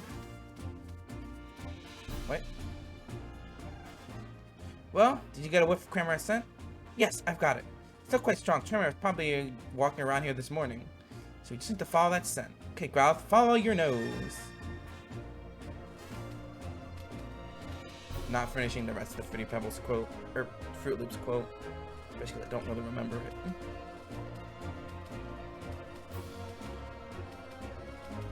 Okay, it's easily out here somewhere.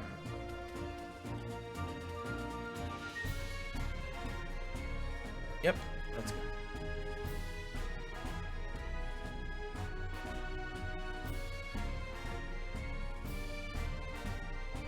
Then, let's go. Is he gonna be in that alley?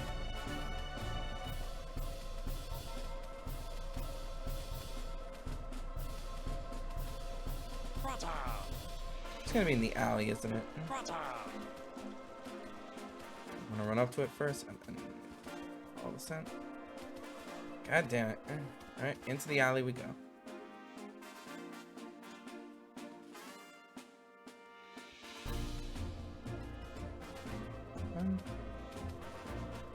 It's gonna be to the gate now, right?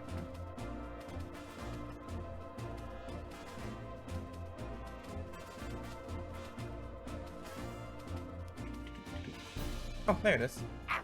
And there's the Trubbish I'm guessing from earlier. Hey, Pikachu, over there. Could that be? It's asleep. So something drugged it as well.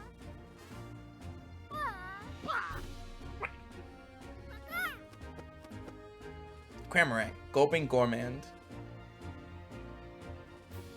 Trubbish? Trubbish? It's a Trubbish from earlier. Trubbish in Squalor Paradise.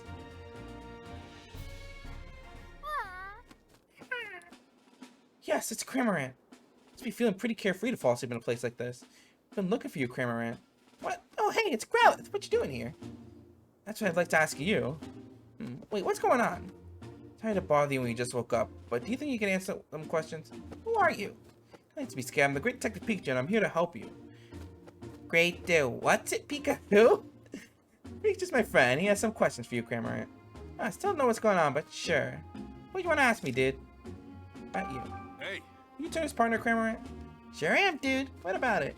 Okay, I didn't realize I was talking to a fucking Prinny now. Not fucking playing Disgaea. We're worried about you because you weren't at home. Really? My bad. About Turner. You tell me about Turner. Turner's my partner. He's a good dude. Me and him go way back. Cramorant's always helping Turner out with his duties at the house.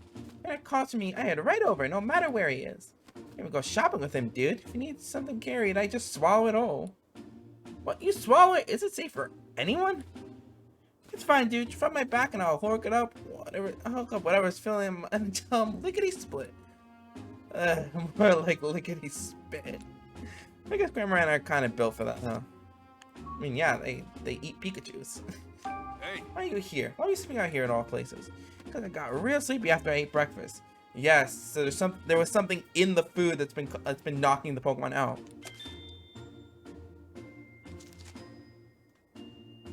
Hey, me too. Oh, really? So Ducklet and the others all fell asleep.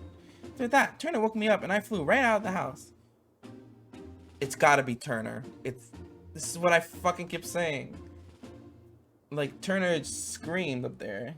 And the punch from a red Pokemon, it must have been because the Pawniard probably landed on him when the Whimsicott dropped it. He knocked all the Pokemon asleep. And since Growlithe only had one of the key, he was only able to get into the room. He wasn't able to actually grab anything directly, but he used the Pawniard to slice open the case and steal the jewel. Why did he wake you up? Because, what was it again? He said to go to the back alley, I think? You don't even remember that? You should have got. I fell asleep a few times on my way here too, but in the end I made it. I was so sleepy, but right when I was about to zonk out, I found this choice bed. So I took a nap, dude. He's talking about me, by the way. You thought Trubbish was a bed? Yeah, dude. That dude's like super squishy. This guy's something else. What sleep? Wouldn't it make more sense to go home first? Turner's worried about you. Turner! That's right, I gotta get back to Turner. Any particular reason? Because he's my partner, dude. Or wait, did he say not to go back? Which was it again? Hey, don't look at me. You really think you should go back? Turner must be worried about you. Let's hear about what Kramer was doing at the time the incident occurred. You said you ate breakfast and got sleepy, right? Yep. Must have been eating a lot. Same as Uze, actually. But even now, my tum is so stuffed, dude. Wasn't breakfast a while ago? Why are you still so full? I'm not sure, dude. Time feels the same as when I swallow something big. Something big, huh? Interesting. Well, we heard from Kramer, but his answers weren't very clear. So try talking to Trubbish. Huh? Me? Robert? Did you need something from me? We're investigating a crime. Do you mind if we ask you a few questions? Crime? I'm sure I don't know anything about that. It's fine. You're not in any trouble. We're just trying to gather all the information we can. Will you help us, please? Guess I could answer a few questions. Hey. Can you tell me about yourself? Sure, but there's not much to say. Alright, then have you noticed anything strange recently? Strange? Well, I've been gathering trash from around the city like I do every day. You do that every day? Wow, thank you. It's just my routine. I guess I did collect some unusual trash today. Does that count as strange? What was so unusual about it? It was stuck to a Whimsicott's head. They were in front of a big house when I found it. Oh, the gem. Whimsicott getting stuff stuck on its head doesn't sound all that unusual to me. You can't say things like that. Trash is important to Trubbish. Don't call it stuff. Brings you here? Well, I'm not great around humans. And humans don't usually come here, so it seemed like a safe place. Did I say something mean to you? No, I just don't like too much noise. And humans are so noisy, don't you think? I guess.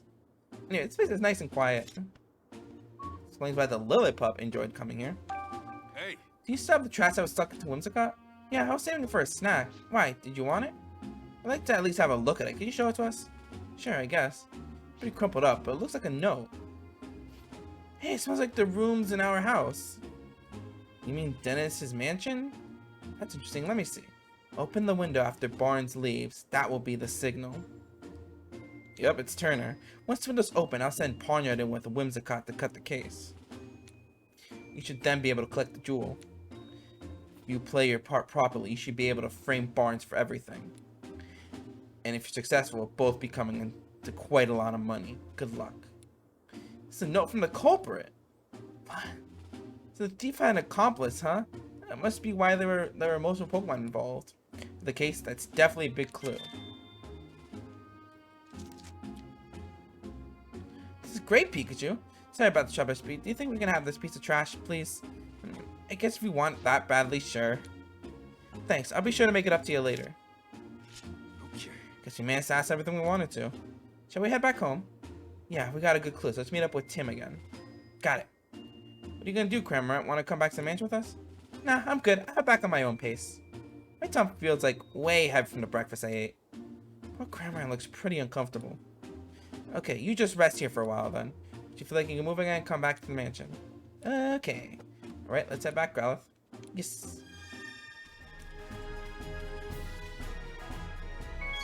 You really get along with Dennis, huh? Yeah, but not so much with Claudia. Why's that? Because she always ignores me. Oh, yeah, I get it. Being ignored really hurts. Nice little moment with Growlithe.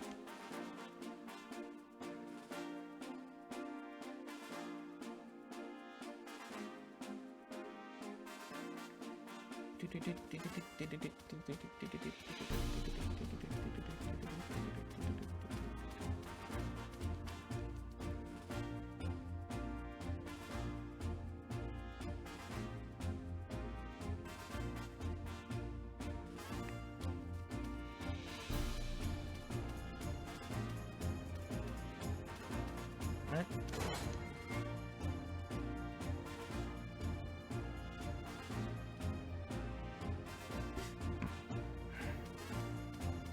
Alright, Tim.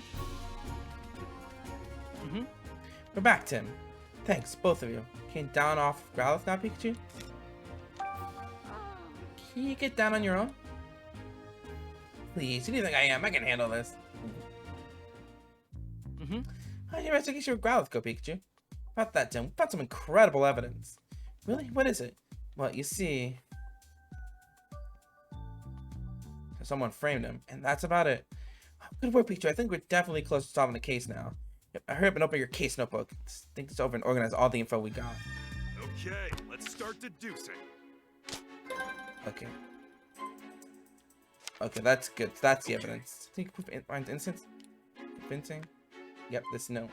With the note, which was written by someone other than Barnes, no Trubbish found said after Barnes leaves. That means the real culprit is someone else. Okay. The note Trubbish found. We can prove Barnes' innocence of that, can't we? Exactly what I was thinking. Here's what the note said. Open the window after Barnes leaves. That will be the signal. It's clear proof that Barnes isn't the culprit. The real culprit is still out there. Find the real culprit, the owner of the note. There's someone out there behind all this. Not only that, there are multiple culprits working together. Someone who sent the Pokemon in from outside, and someone inside the mansion who let them in. I think whoever let the Pokemon inside lives in the mansion. Seems like a natural conclusion. The culprit unlocked the doors to the jewel storage room. Like Barnes Mr. Dennis keys the key, right? Usually, yeah, the culprit found a way. Way to what? Think about it, Tim. When did Growlithe say the key disappeared? When she was sleeping. It did disappear while she was sleeping. Right, anyone could have taken the key while Growlithe was asleep. I guess you're right. Growlithe doesn't usually nap. Do you think she just happens to nap right when they're about to commit the crime? That's just it. Think back on what all the different Pokemon in the mansion told us. There was anything they had in common? Anything strange?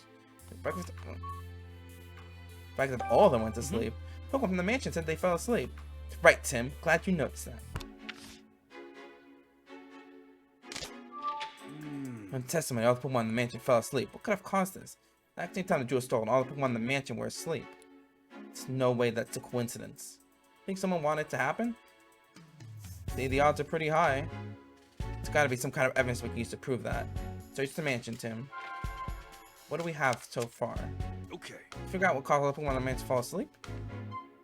Tides out playing all the Pokemon played so much they tried tides up. Shopping and tides up. Bugging went to high cafe to buy coffee beans. The other Pokemon went out with her and tides up. Definitely not. It has to do with them eating breakfast. Ask me what you want. You want to talk with her or have her track a scent? Just talk. Just you can ask her. You ask her. Oh, okay, nothing new. But I'm not tracking. I'm not having anyone send. Find out why the Pokemon were sleeping.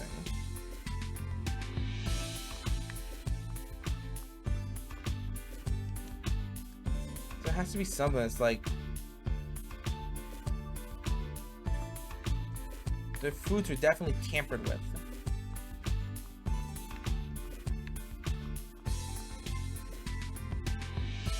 Nothing else in here. Look at why I'm sleeping, right? Want me to help? Yes, okay. Why were the one in the mansion sound asleep?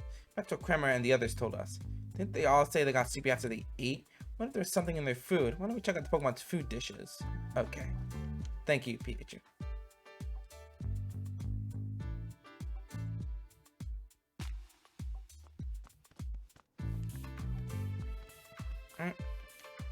This is the dish that Growlithe's food was in. Some sort of powder in it. Hey, Tim, this is sleep powder. Like the substance from the move? Wow, you could tell that just by looking, Pikachu? I'm a Pokemon, remember? Not to mention a great detective. Of course I can tell what kind of powder this is. It's not even something to brag about. Which means there was sleep powder in the food. Then we can be pretty sure of that. Alright, I had a feeling that was it. Right. Okay. Did you forget what caused the Pokemon in the mansion to fall asleep? Sleep powder was mixed into breakfast. Powder was found in Growlithe's food bowl. The powder could have been mixed on to all the Pokemon's food. Okay. Pokemon in the mansion said they all fell asleep after eating breakfast. And in one of the food bowls, we found traces of sleep powder. Leads us to only one possible conclusion. Someone deliberately put the Pokemon in the mansion to sleep with sleep powder.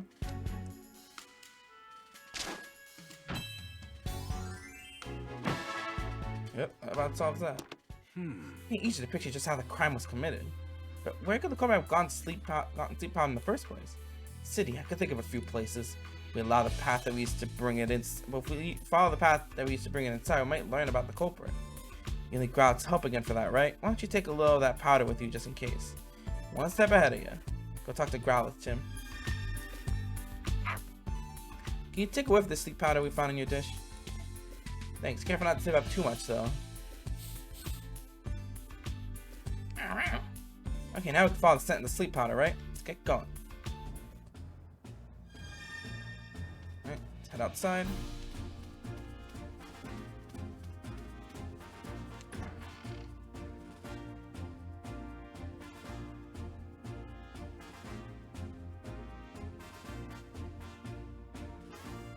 Like, yeah, I know I can talk to the people, but I don't feel like doing that right now.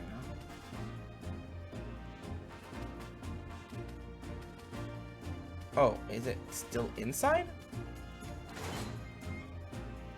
I just went outside because that's where most of the cases took us.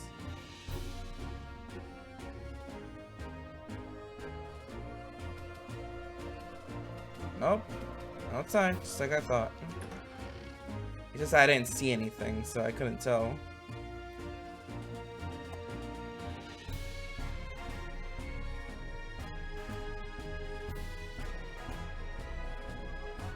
At the park again? Who the fuck is carrying sleep powder at the park? We're about to make another trip up the terrace.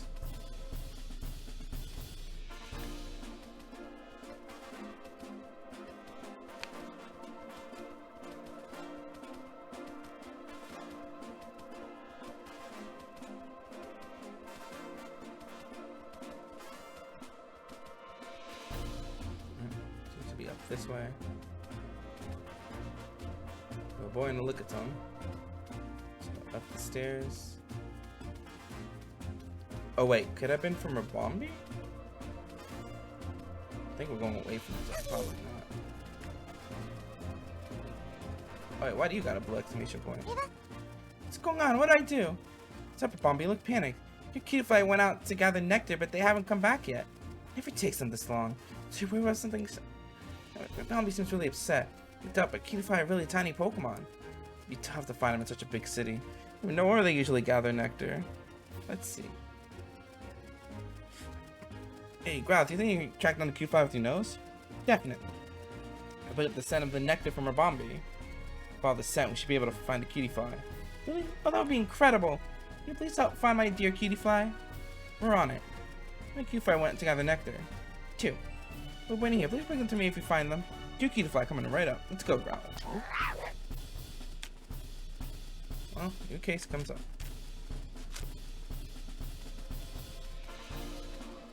Okay, the pink is for the Cutify.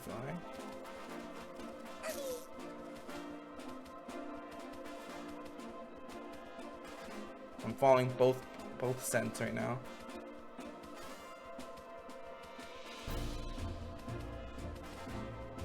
Pretty sure the green one is up the terrace.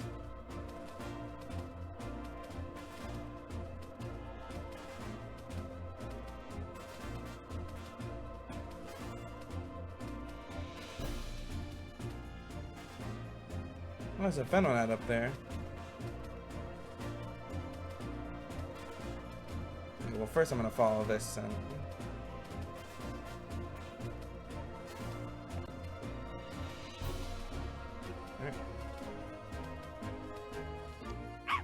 Sweet smell wafted from the tree. Hi, 3 times. Hey, cutie fly, can you hear me? Happy nectar collector. It's tiny. Who's there? Oh, snapping so peacefully. Wait, are you saying you didn't come back because you were napping? Mommy's been worried sick about you. I didn't realize how much time had passed. Found such a nice napping spot that I couldn't resist losing a little. It's be nice to live such a carefree life. I'm glad you're safe. Thanks for telling me. I'll go home right away. I'll go right home. A nap, huh? Don't feel too bad, Growl. Nobody's mad at you for sleeping.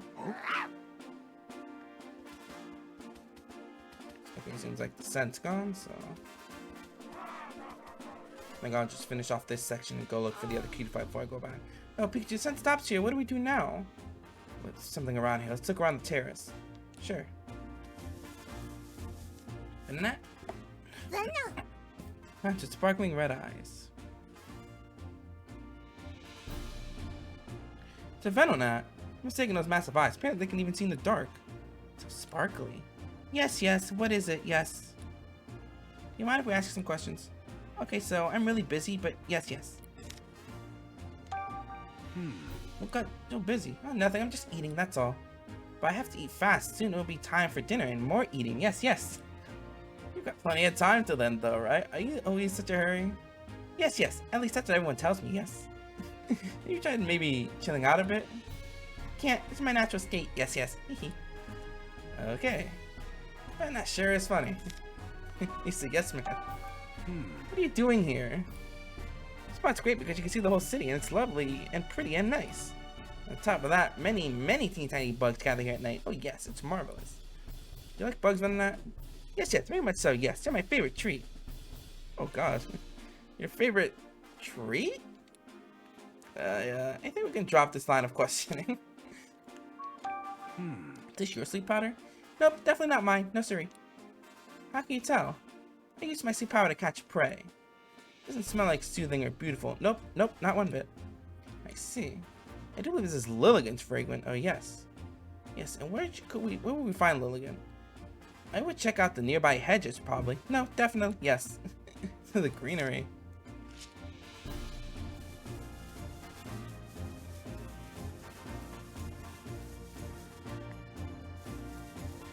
These hedges? Wait. Oh, that's all marked from glass there. It's a Pawniard. Hello, little guy.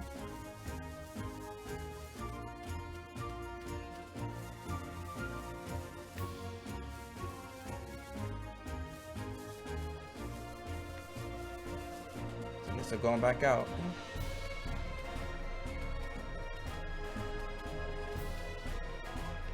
Not the nearby hedges, so I'm gonna look anyways.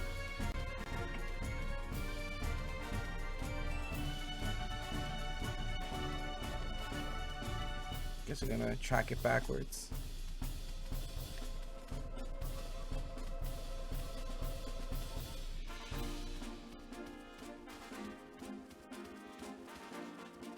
Okay, you need to find your other cutie fight still. I'll follow this scent too. So again, I'm following 2 scents.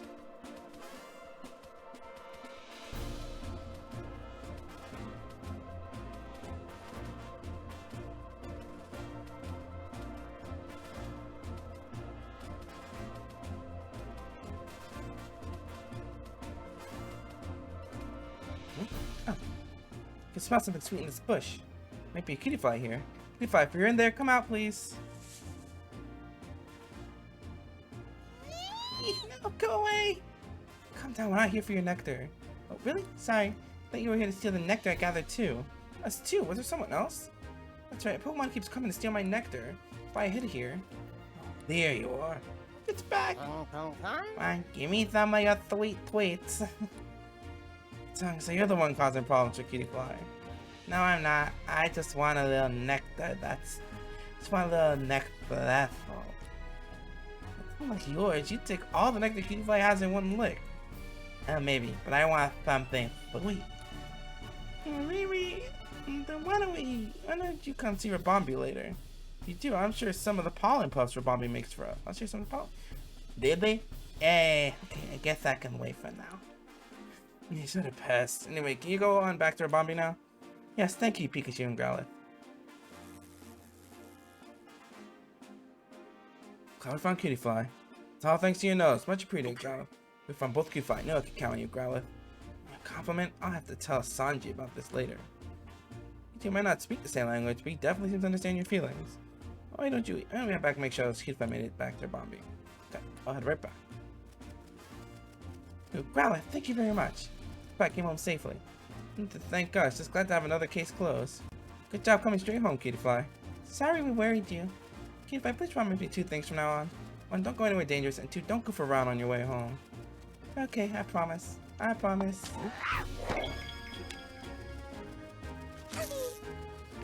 Alright. Back to the task at hand.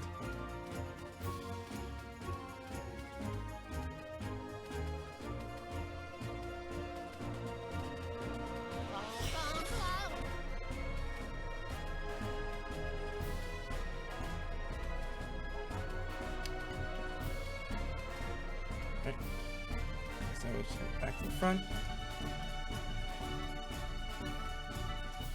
Alright. All started. I think that just leads back to the park.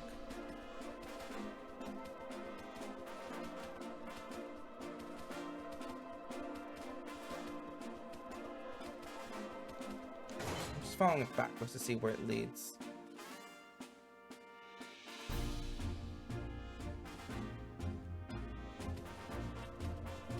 Said the bush, so I probably have to just go back up there to the terrace.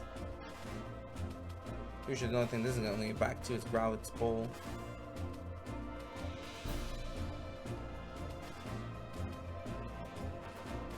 Yeah, that's it.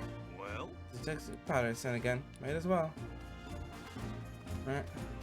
Alright, I'll go back up to the terrace. I do want to see something up here though.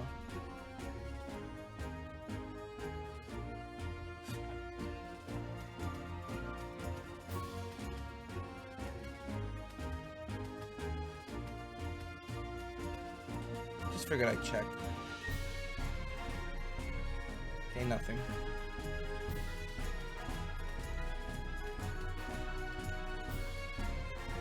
Alright, well, back up to the terrace.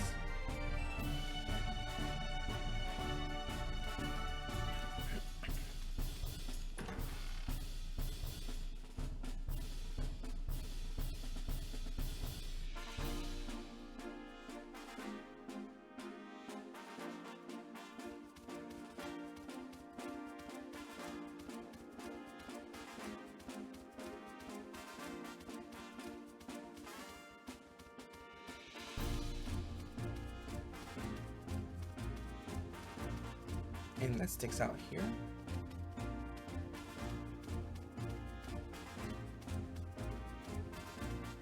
So you might as well check.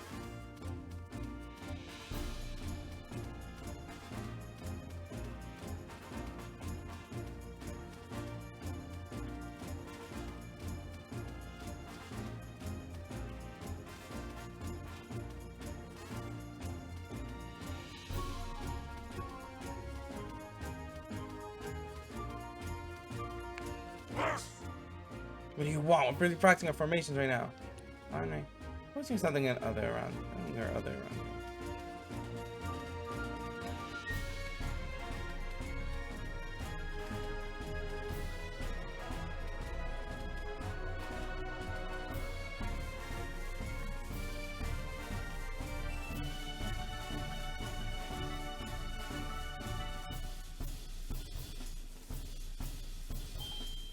Ah.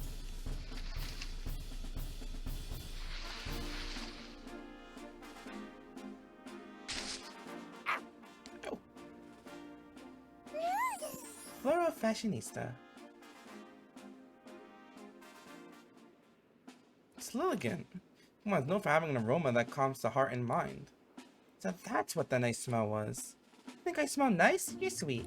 Do you mind if we ask you a few questions? I don't know. That was actually perfect. I was just taking a break from dancing. Do whatever you like. Can you tell me more about yourself? Getting personal, are we?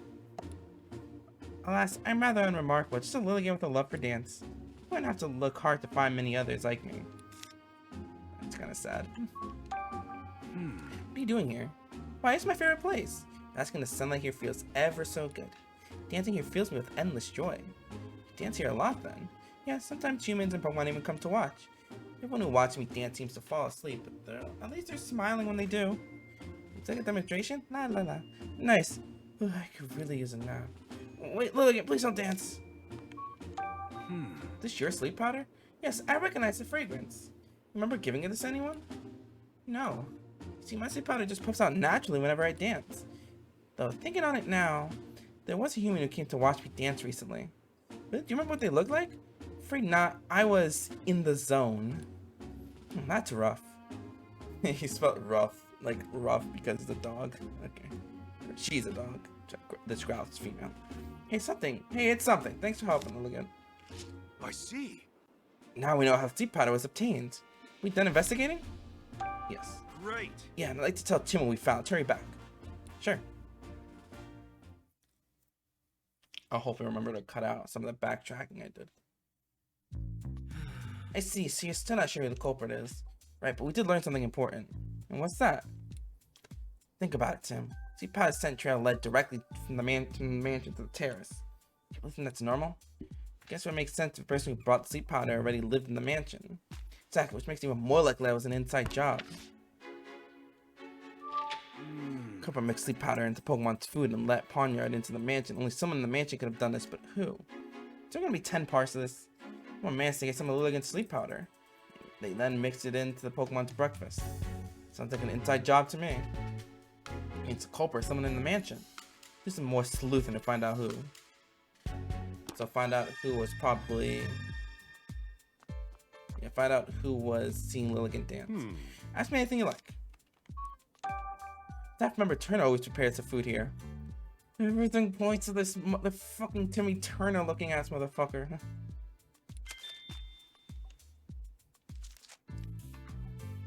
He used to be one of Barnes' duties, but the task has fallen to Turner since he joined the staff. He really made himself quite useful. This Timmy Turner looking ass motherfucker. Yes? Do you still want something? Yeah, I'm sorry, really appreciate your help. Yes? Don't know anything about Growlithe's food. I would suggest you ask Turner about that. Did you happen to see Growlithe eating her food today? No, I didn't. I'm not in the habit of watching her eat. I want the house to eat in a separate room from us humans. They eat in the same room as us. Their fur feathers or what have you could get in our food, so they eat in a different room, at my request, of course. Hosek, that's not gonna make you very popular with Pokemon, lady.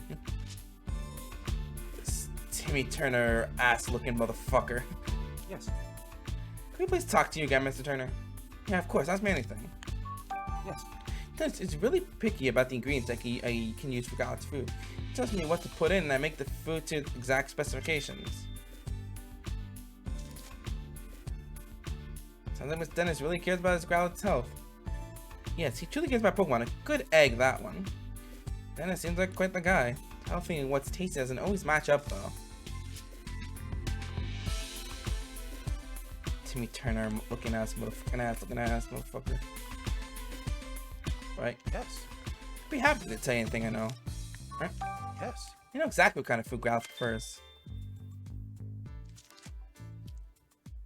She's particularly fond of sweets. When I was in charge of her meals, I made a point of preparing sweet desserts for her. You're a good guy, Barnes. You could learn a thing or two from this guy, Tim. Give me more sweets. Feature Ray seems to be acting strangely. Don't worry, this is normal for him. It's normal for a Pikachu. I was gonna say, I think we're good. Let's start deducing. Who? I know exactly. It's the only one who makes the food. Okay. Who could have been able to mix the pattern of Growlithe's food? Let's figure out using the info we gathered. Claudia Dennis. Mrs. Dennis requested the Pokemon eat their meals in separate rooms from the humans. She could have mixed the sleep powder into the food without being seen. Brandon Barnes. Barnes knows what kind of Growlithe like he could have mixed sleep powder into their food without Growlithe noticing the change in taste. Mr. Dennis chooses every ingredient using Growlithe to meals. He could have laced on screen sleep powder. See, Larry Turner. Turner is responsible for Brandon Pokemon meals. He could have put sleep powder in the food without raising suspicion. Okay. Yeah. The only person who could put sleep powder in a Pokemon's meals is Turner. It has to have been him. Bingo. He tried to print Pokemon meals. He could have easily slipped it into their food. But this fact alone is enough to implicate Turner. Mary Turner was in charge of meal preparation.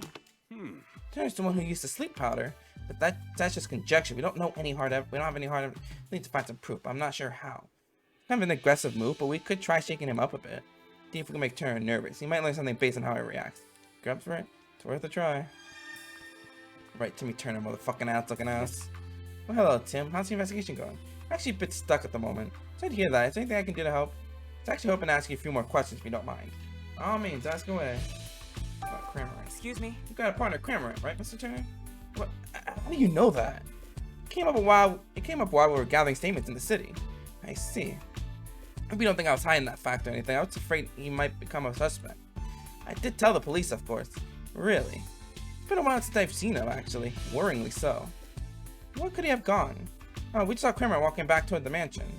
Why that little... I told him to stay put. Stay put? Why'd you tell him that, Mr. Turner? I said, well, I'm going on his own.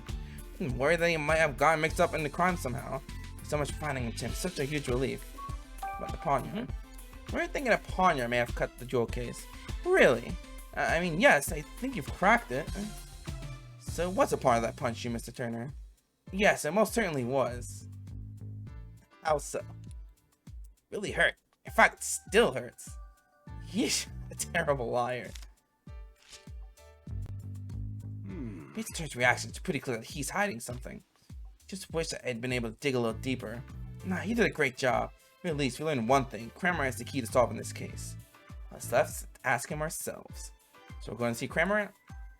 Yep, just you wait, Turner. We'll catch you yet. Let's go find a little dodo friend.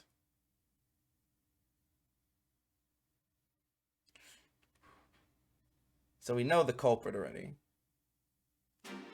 Or at the very least, he could be an accomplice. Turner was absolutely involved in the case.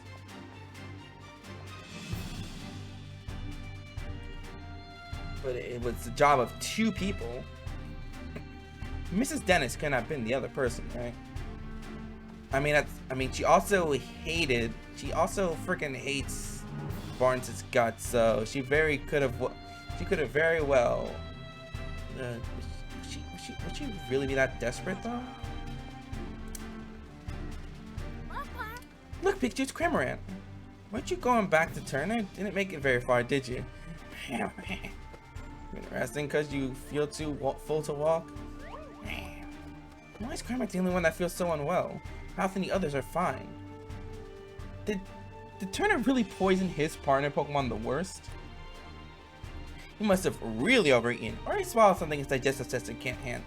Hey, wait a second. Something your digestive system. A missing jewel, and now. Oh, it swallowed the jewel, huh? What are you thinking, Pikachu?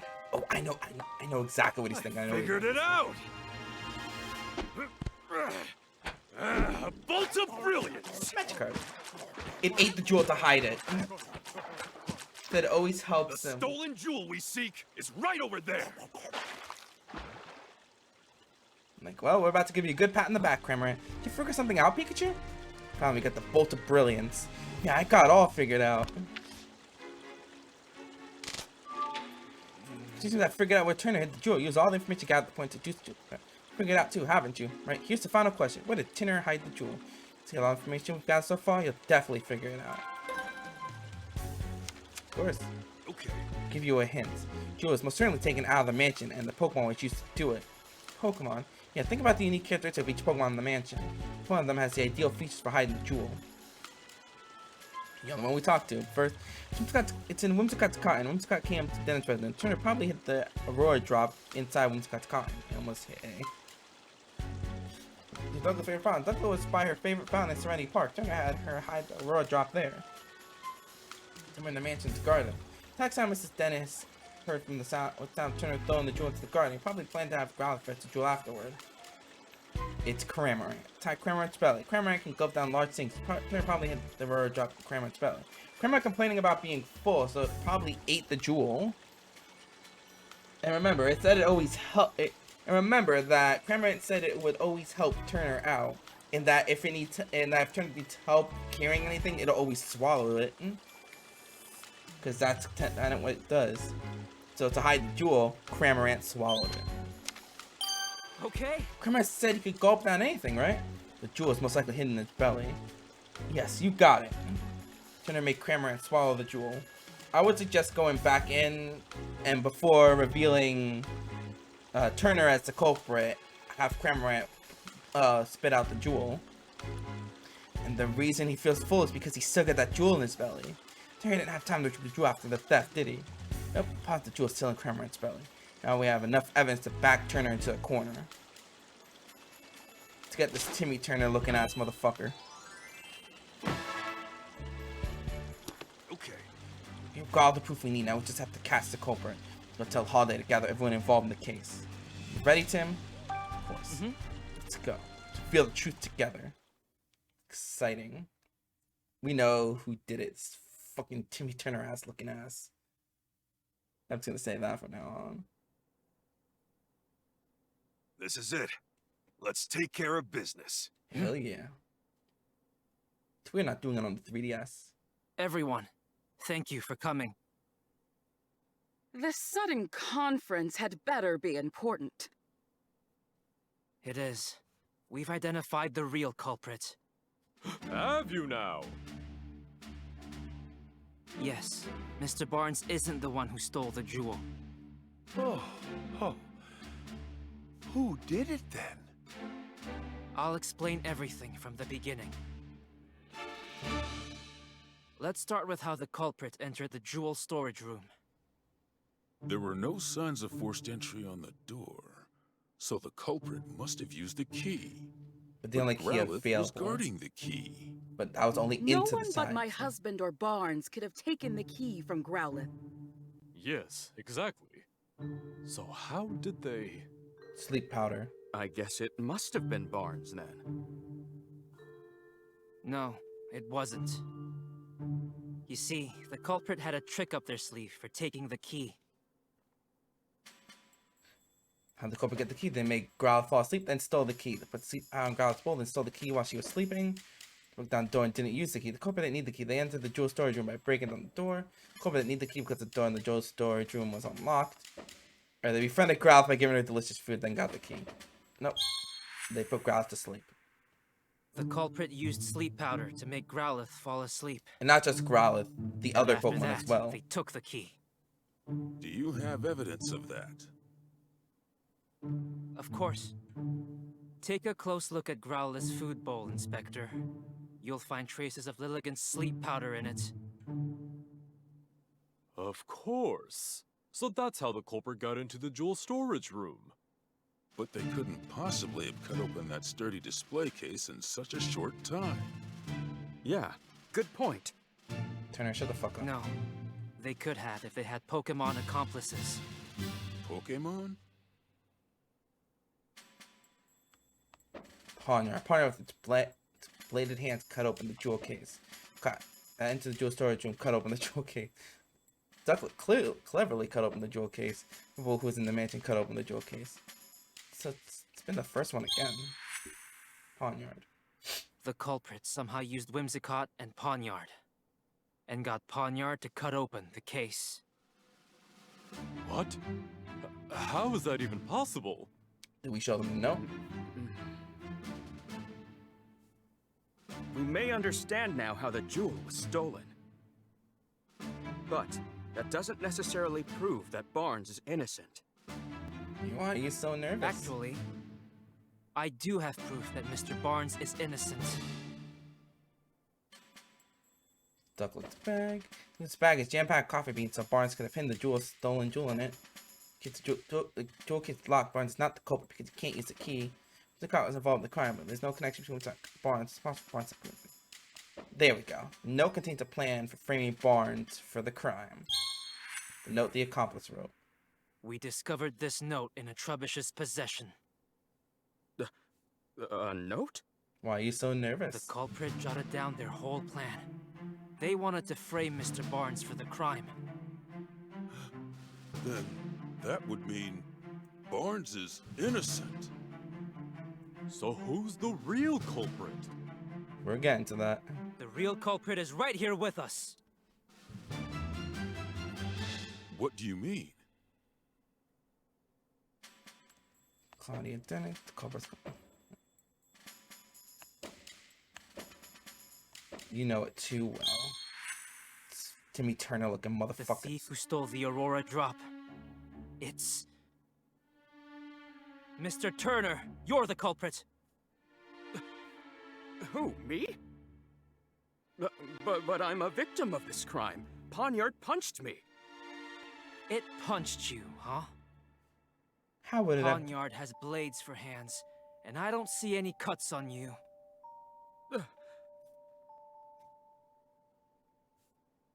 If you really think I'm the culprit, then where's the jewel? Inside? I don't have it on me, and I haven't set foot outside the mansion. You haven't? Where's the jewel? Isn't it obvious? It's with a Pokémon. What? I'm so flustered. Ducklet, Poniard. Oh, I almost clicked A on Poniard. It's Cramorant. We know. Of course you don't have the stolen jewel. You hid it. In Cramorant's belly.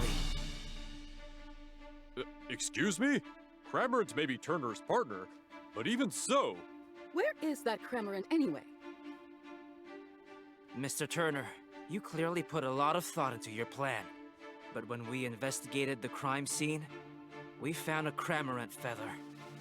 And you underestimated Growlith's sense of responsibility. Those two things did you in. Now, please call your Cramorant. You want it to stay away.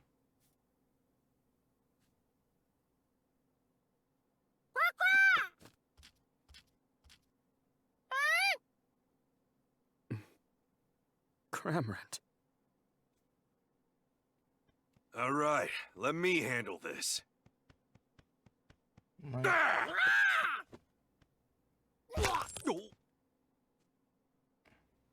And the key. There it is! The Aurora drop! It's bigger than I thought it was. And the key to the storage room, too. I'm afraid you can't talk your way out of this, Mr. Turner. Get out of here. I was so close to living the easy life. I shouldn't have teamed up with someone I barely knew. So you just met this Cramorant? Sure, Holiday will look into his accomplice. Right, let's leave that to the police. Was I wrong this whole time? For us here, the Aurora Drop was a symbol of hope. Thought it could bring hope to even more people. So I decided to donate it. But I never thought it would lead to an incident like this. Maybe I should forget about donating and just keep it quietly locked up in the house. Goodness gracious, you of all people. Do you really think so little of the Aurora Drop? What are you saying, Claudia? Didn't you tell me yourself that you hoped whoever looked at the Aurora Drop would not only see its beauty, but also cheered up and encouraged by it? Now you're encouraging him to donate it? Are you really going to give up that hope just because of a stroke of bad luck? Wouldn't that be a terrible waste? Don't you agree, Barnes? Indeed, madam, it's just as you say. Mr. Dennis, you plan to donate the jewel to the people of Ryme City. Was most certainly not a mistake. At least believe in yourself and do what you think is best. Claudia, Barnes. Forgive me, I think I let myself get too shaken by what happened today. Believe in the beauty of the Aurora Drop and the people of Ryme City. As you should. Claudia, weren't you against the donation? Don't misunderstand me. I just don't want to deal with you moping around like this for the rest of our lives, that's all. I see. Thank you, Claudia. It's forced me to reconsider, shall we say, some of my views. Clefable, Doglet, Growlithe, they're all together from now on. Just crap. So Mr. Dennis and the others are all getting along better now. Yeah, that about wraps this up.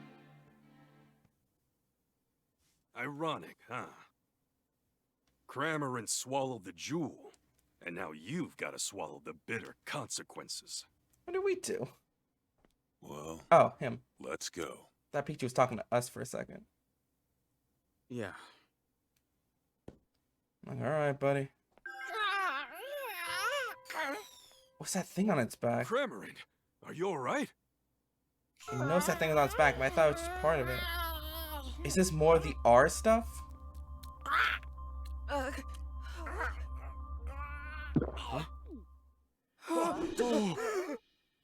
Don't just stand there. Hurry up and grab it. Right. Definitely that cube on its back.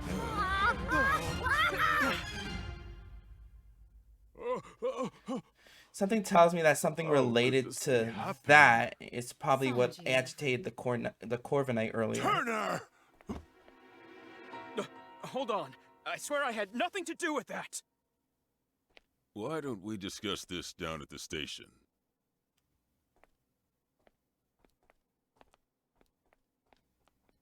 Like, okay, I had something to do. I had everything to do with the gem being stolen, but I had nothing to do with Cramorant's behavior now. It seems like the overall mastermind is the one that wanted the gem. Growlithe, you did a great job. Whimsicott. Hey, Pikachu. Look. Oh, are you leaving already? See you around. Bye. Say, Tim, did you notice Cramorant's back? Yeah, there was something glowing on it. I've never seen anything like it. Could be another case of R. I wonder. Maybe Turner didn't know what was going on. He just he was just Something tells following me orders. This is just the beginning. He was just following whatever orders were given to him.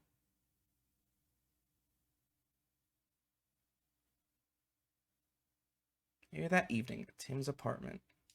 I'm home. Tim's back! Well, you sure are home late. Excuse me. Good evening. Oh yes, this part. Oh, and who is this? My classmate, Rachel. It's nice to meet you. Is she your girlfriend? Here we go again with that. Huh? You pondering over it. If only. Actually, Rachel's here because I sorry to depart so suddenly. I was hoping to get some advice from the great detective here. I didn't realize his family was visiting though. Welcome, Rachel. We didn't mean to startle you. Sophia and I just arrived at Ryme City yesterday. We came to see my brother's award ceremony. Oh, really? This is probably the first time you've seen each other in a while. Really hope I'm not in the way. Please don't worry about it. We'll be in town for a while yet. Make yourself at home. I'll make some tea. Thank you, really. See, Tim? Told you Irene and Sophia would understand. Yeah, you're right. I'm glad. Oh, jeez. Was it trying to, like, get some of the stuff down? We solved everything. Although now I'm a little bothered. Oh, wait. Now I know how it's lined up. They're lined up like this if they're connected. Okay. That makes a lot more sense. And the format definitely bothered me a lot less. Alright. Anyways, Mother? You really don't need to worry about it, Tim. Oh, worry about what? Bringing Rachel home, of course. Mom, I think you might be misunderstanding something. Make enough food for 8 people or so she can eat as much as she likes. You're talking about dinner. Wait, 8 people? Isn't that a bit much? Oh, we got leftovers. Yeah? So Rachel's not your girlfriend? Nope, to classmate. She came by to talk to me about something. Something like, how she's your girlfriend? Sophia is she is not my girlfriend. Not a girl, Sophia. Tim just needs a gentle shove to get things moving. Don't you start too, Pikachu. Oh, the teacher having way too much fun with it. Must be nice spending time with your mother and sister. It is, yeah. But hey, didn't you want to discuss something? Yeah. Sorry, it must feel awkward to talk about it around so many people. No, it's not that. Chatting with you and your family has actually helped a lot. Trust me, it can wait. Really? Well, if you're sure. Right. Okay. Dinner's ready, everyone. Well, I should probably get going. Come now, why don't you stay and eat with us? Yeah, that's a great idea. Well, you heard them. What do you say? I mean, who could turn down an invitation like that? Yay! Yay, Tim's girlfriend is staying. Eat up, everyone. I really outdid myself this time. Wow! Looks amazing! Thank you, Mom! Mom made her special mac and cheese for us. So this is the dish that Harry kept raving about, huh? Might be that spoon. Whoa! This is incredible! Good, huh?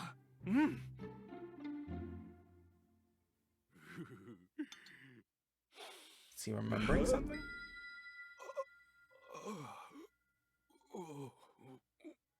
Flashbacks? Whoa.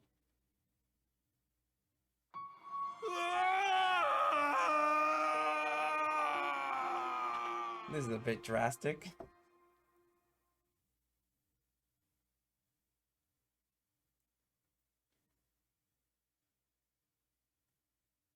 Irene, we need to talk. What is it? I want a divorce. What? What the fuck?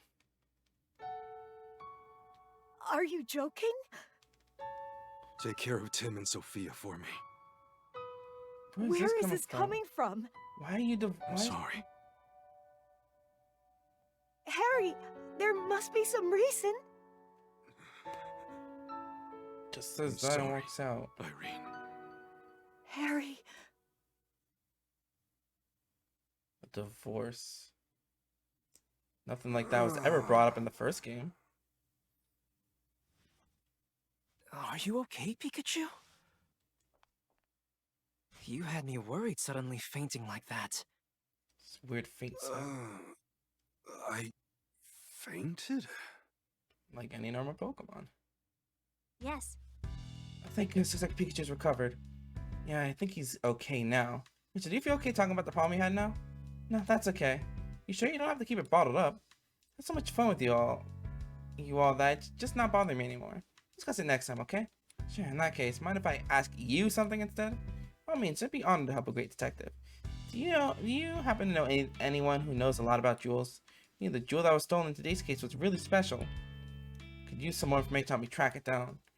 Well, one of my professions is a specialist in mineral archaeology. I could introduce you to him if you like. Really? Could you please? That would be a huge help. Sure, I'll sort it out when I get home tonight. How should I contact you? I know we meet at the High Hat Cafe tomorrow morning. Sounds good. See you then.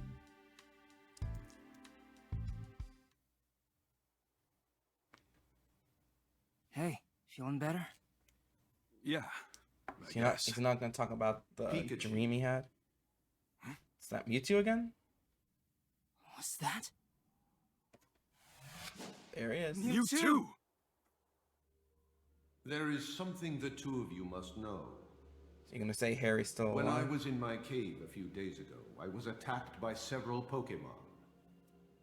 Raging yeah, Pokemon? We saw on the news. No matter how many times I overpowered them, they didn't seem to feel a thing.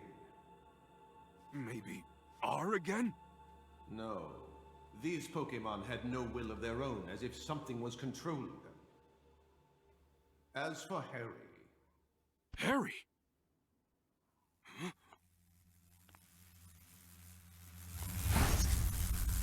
Oh, there you are. And there's the little cubes on them again. They're after Mewtwo. Look! Those lights, like the one we saw in Cramorant. You think the two are related somehow? Bunch of Beedrill. Almost certainly. I guess we have an idea of what the last case is going to be like. May be the key to solving this mystery. Yeah, Let's follow up on that. Whatever those are must be powered by those type of gems. Yeah, whatever those happen to be. The Aurora drop. The Aurora, something related to the Aurora drop must be powering those gems. They both had glowing devices stuck to them. After hearing Mewtwo say my dad's name, I think if I investigate the Aurora drop, something might come up. That I might get closer to finding him. Yeah.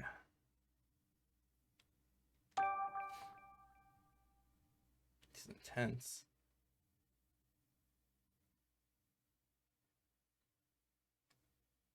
Next morning. Hey. Okay, so we want to find out more about the Aurora drop, right? Yeah, Rachel said she introduced me to a professor from Ryme University.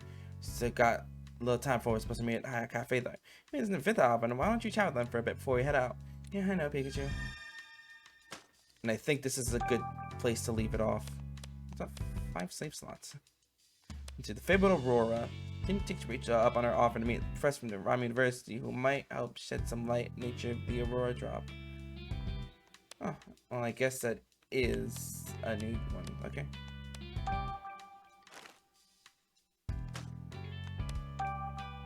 Okay, so this would be a good place to leave it off. So I'm actually really excited to see where this game is going to go from here.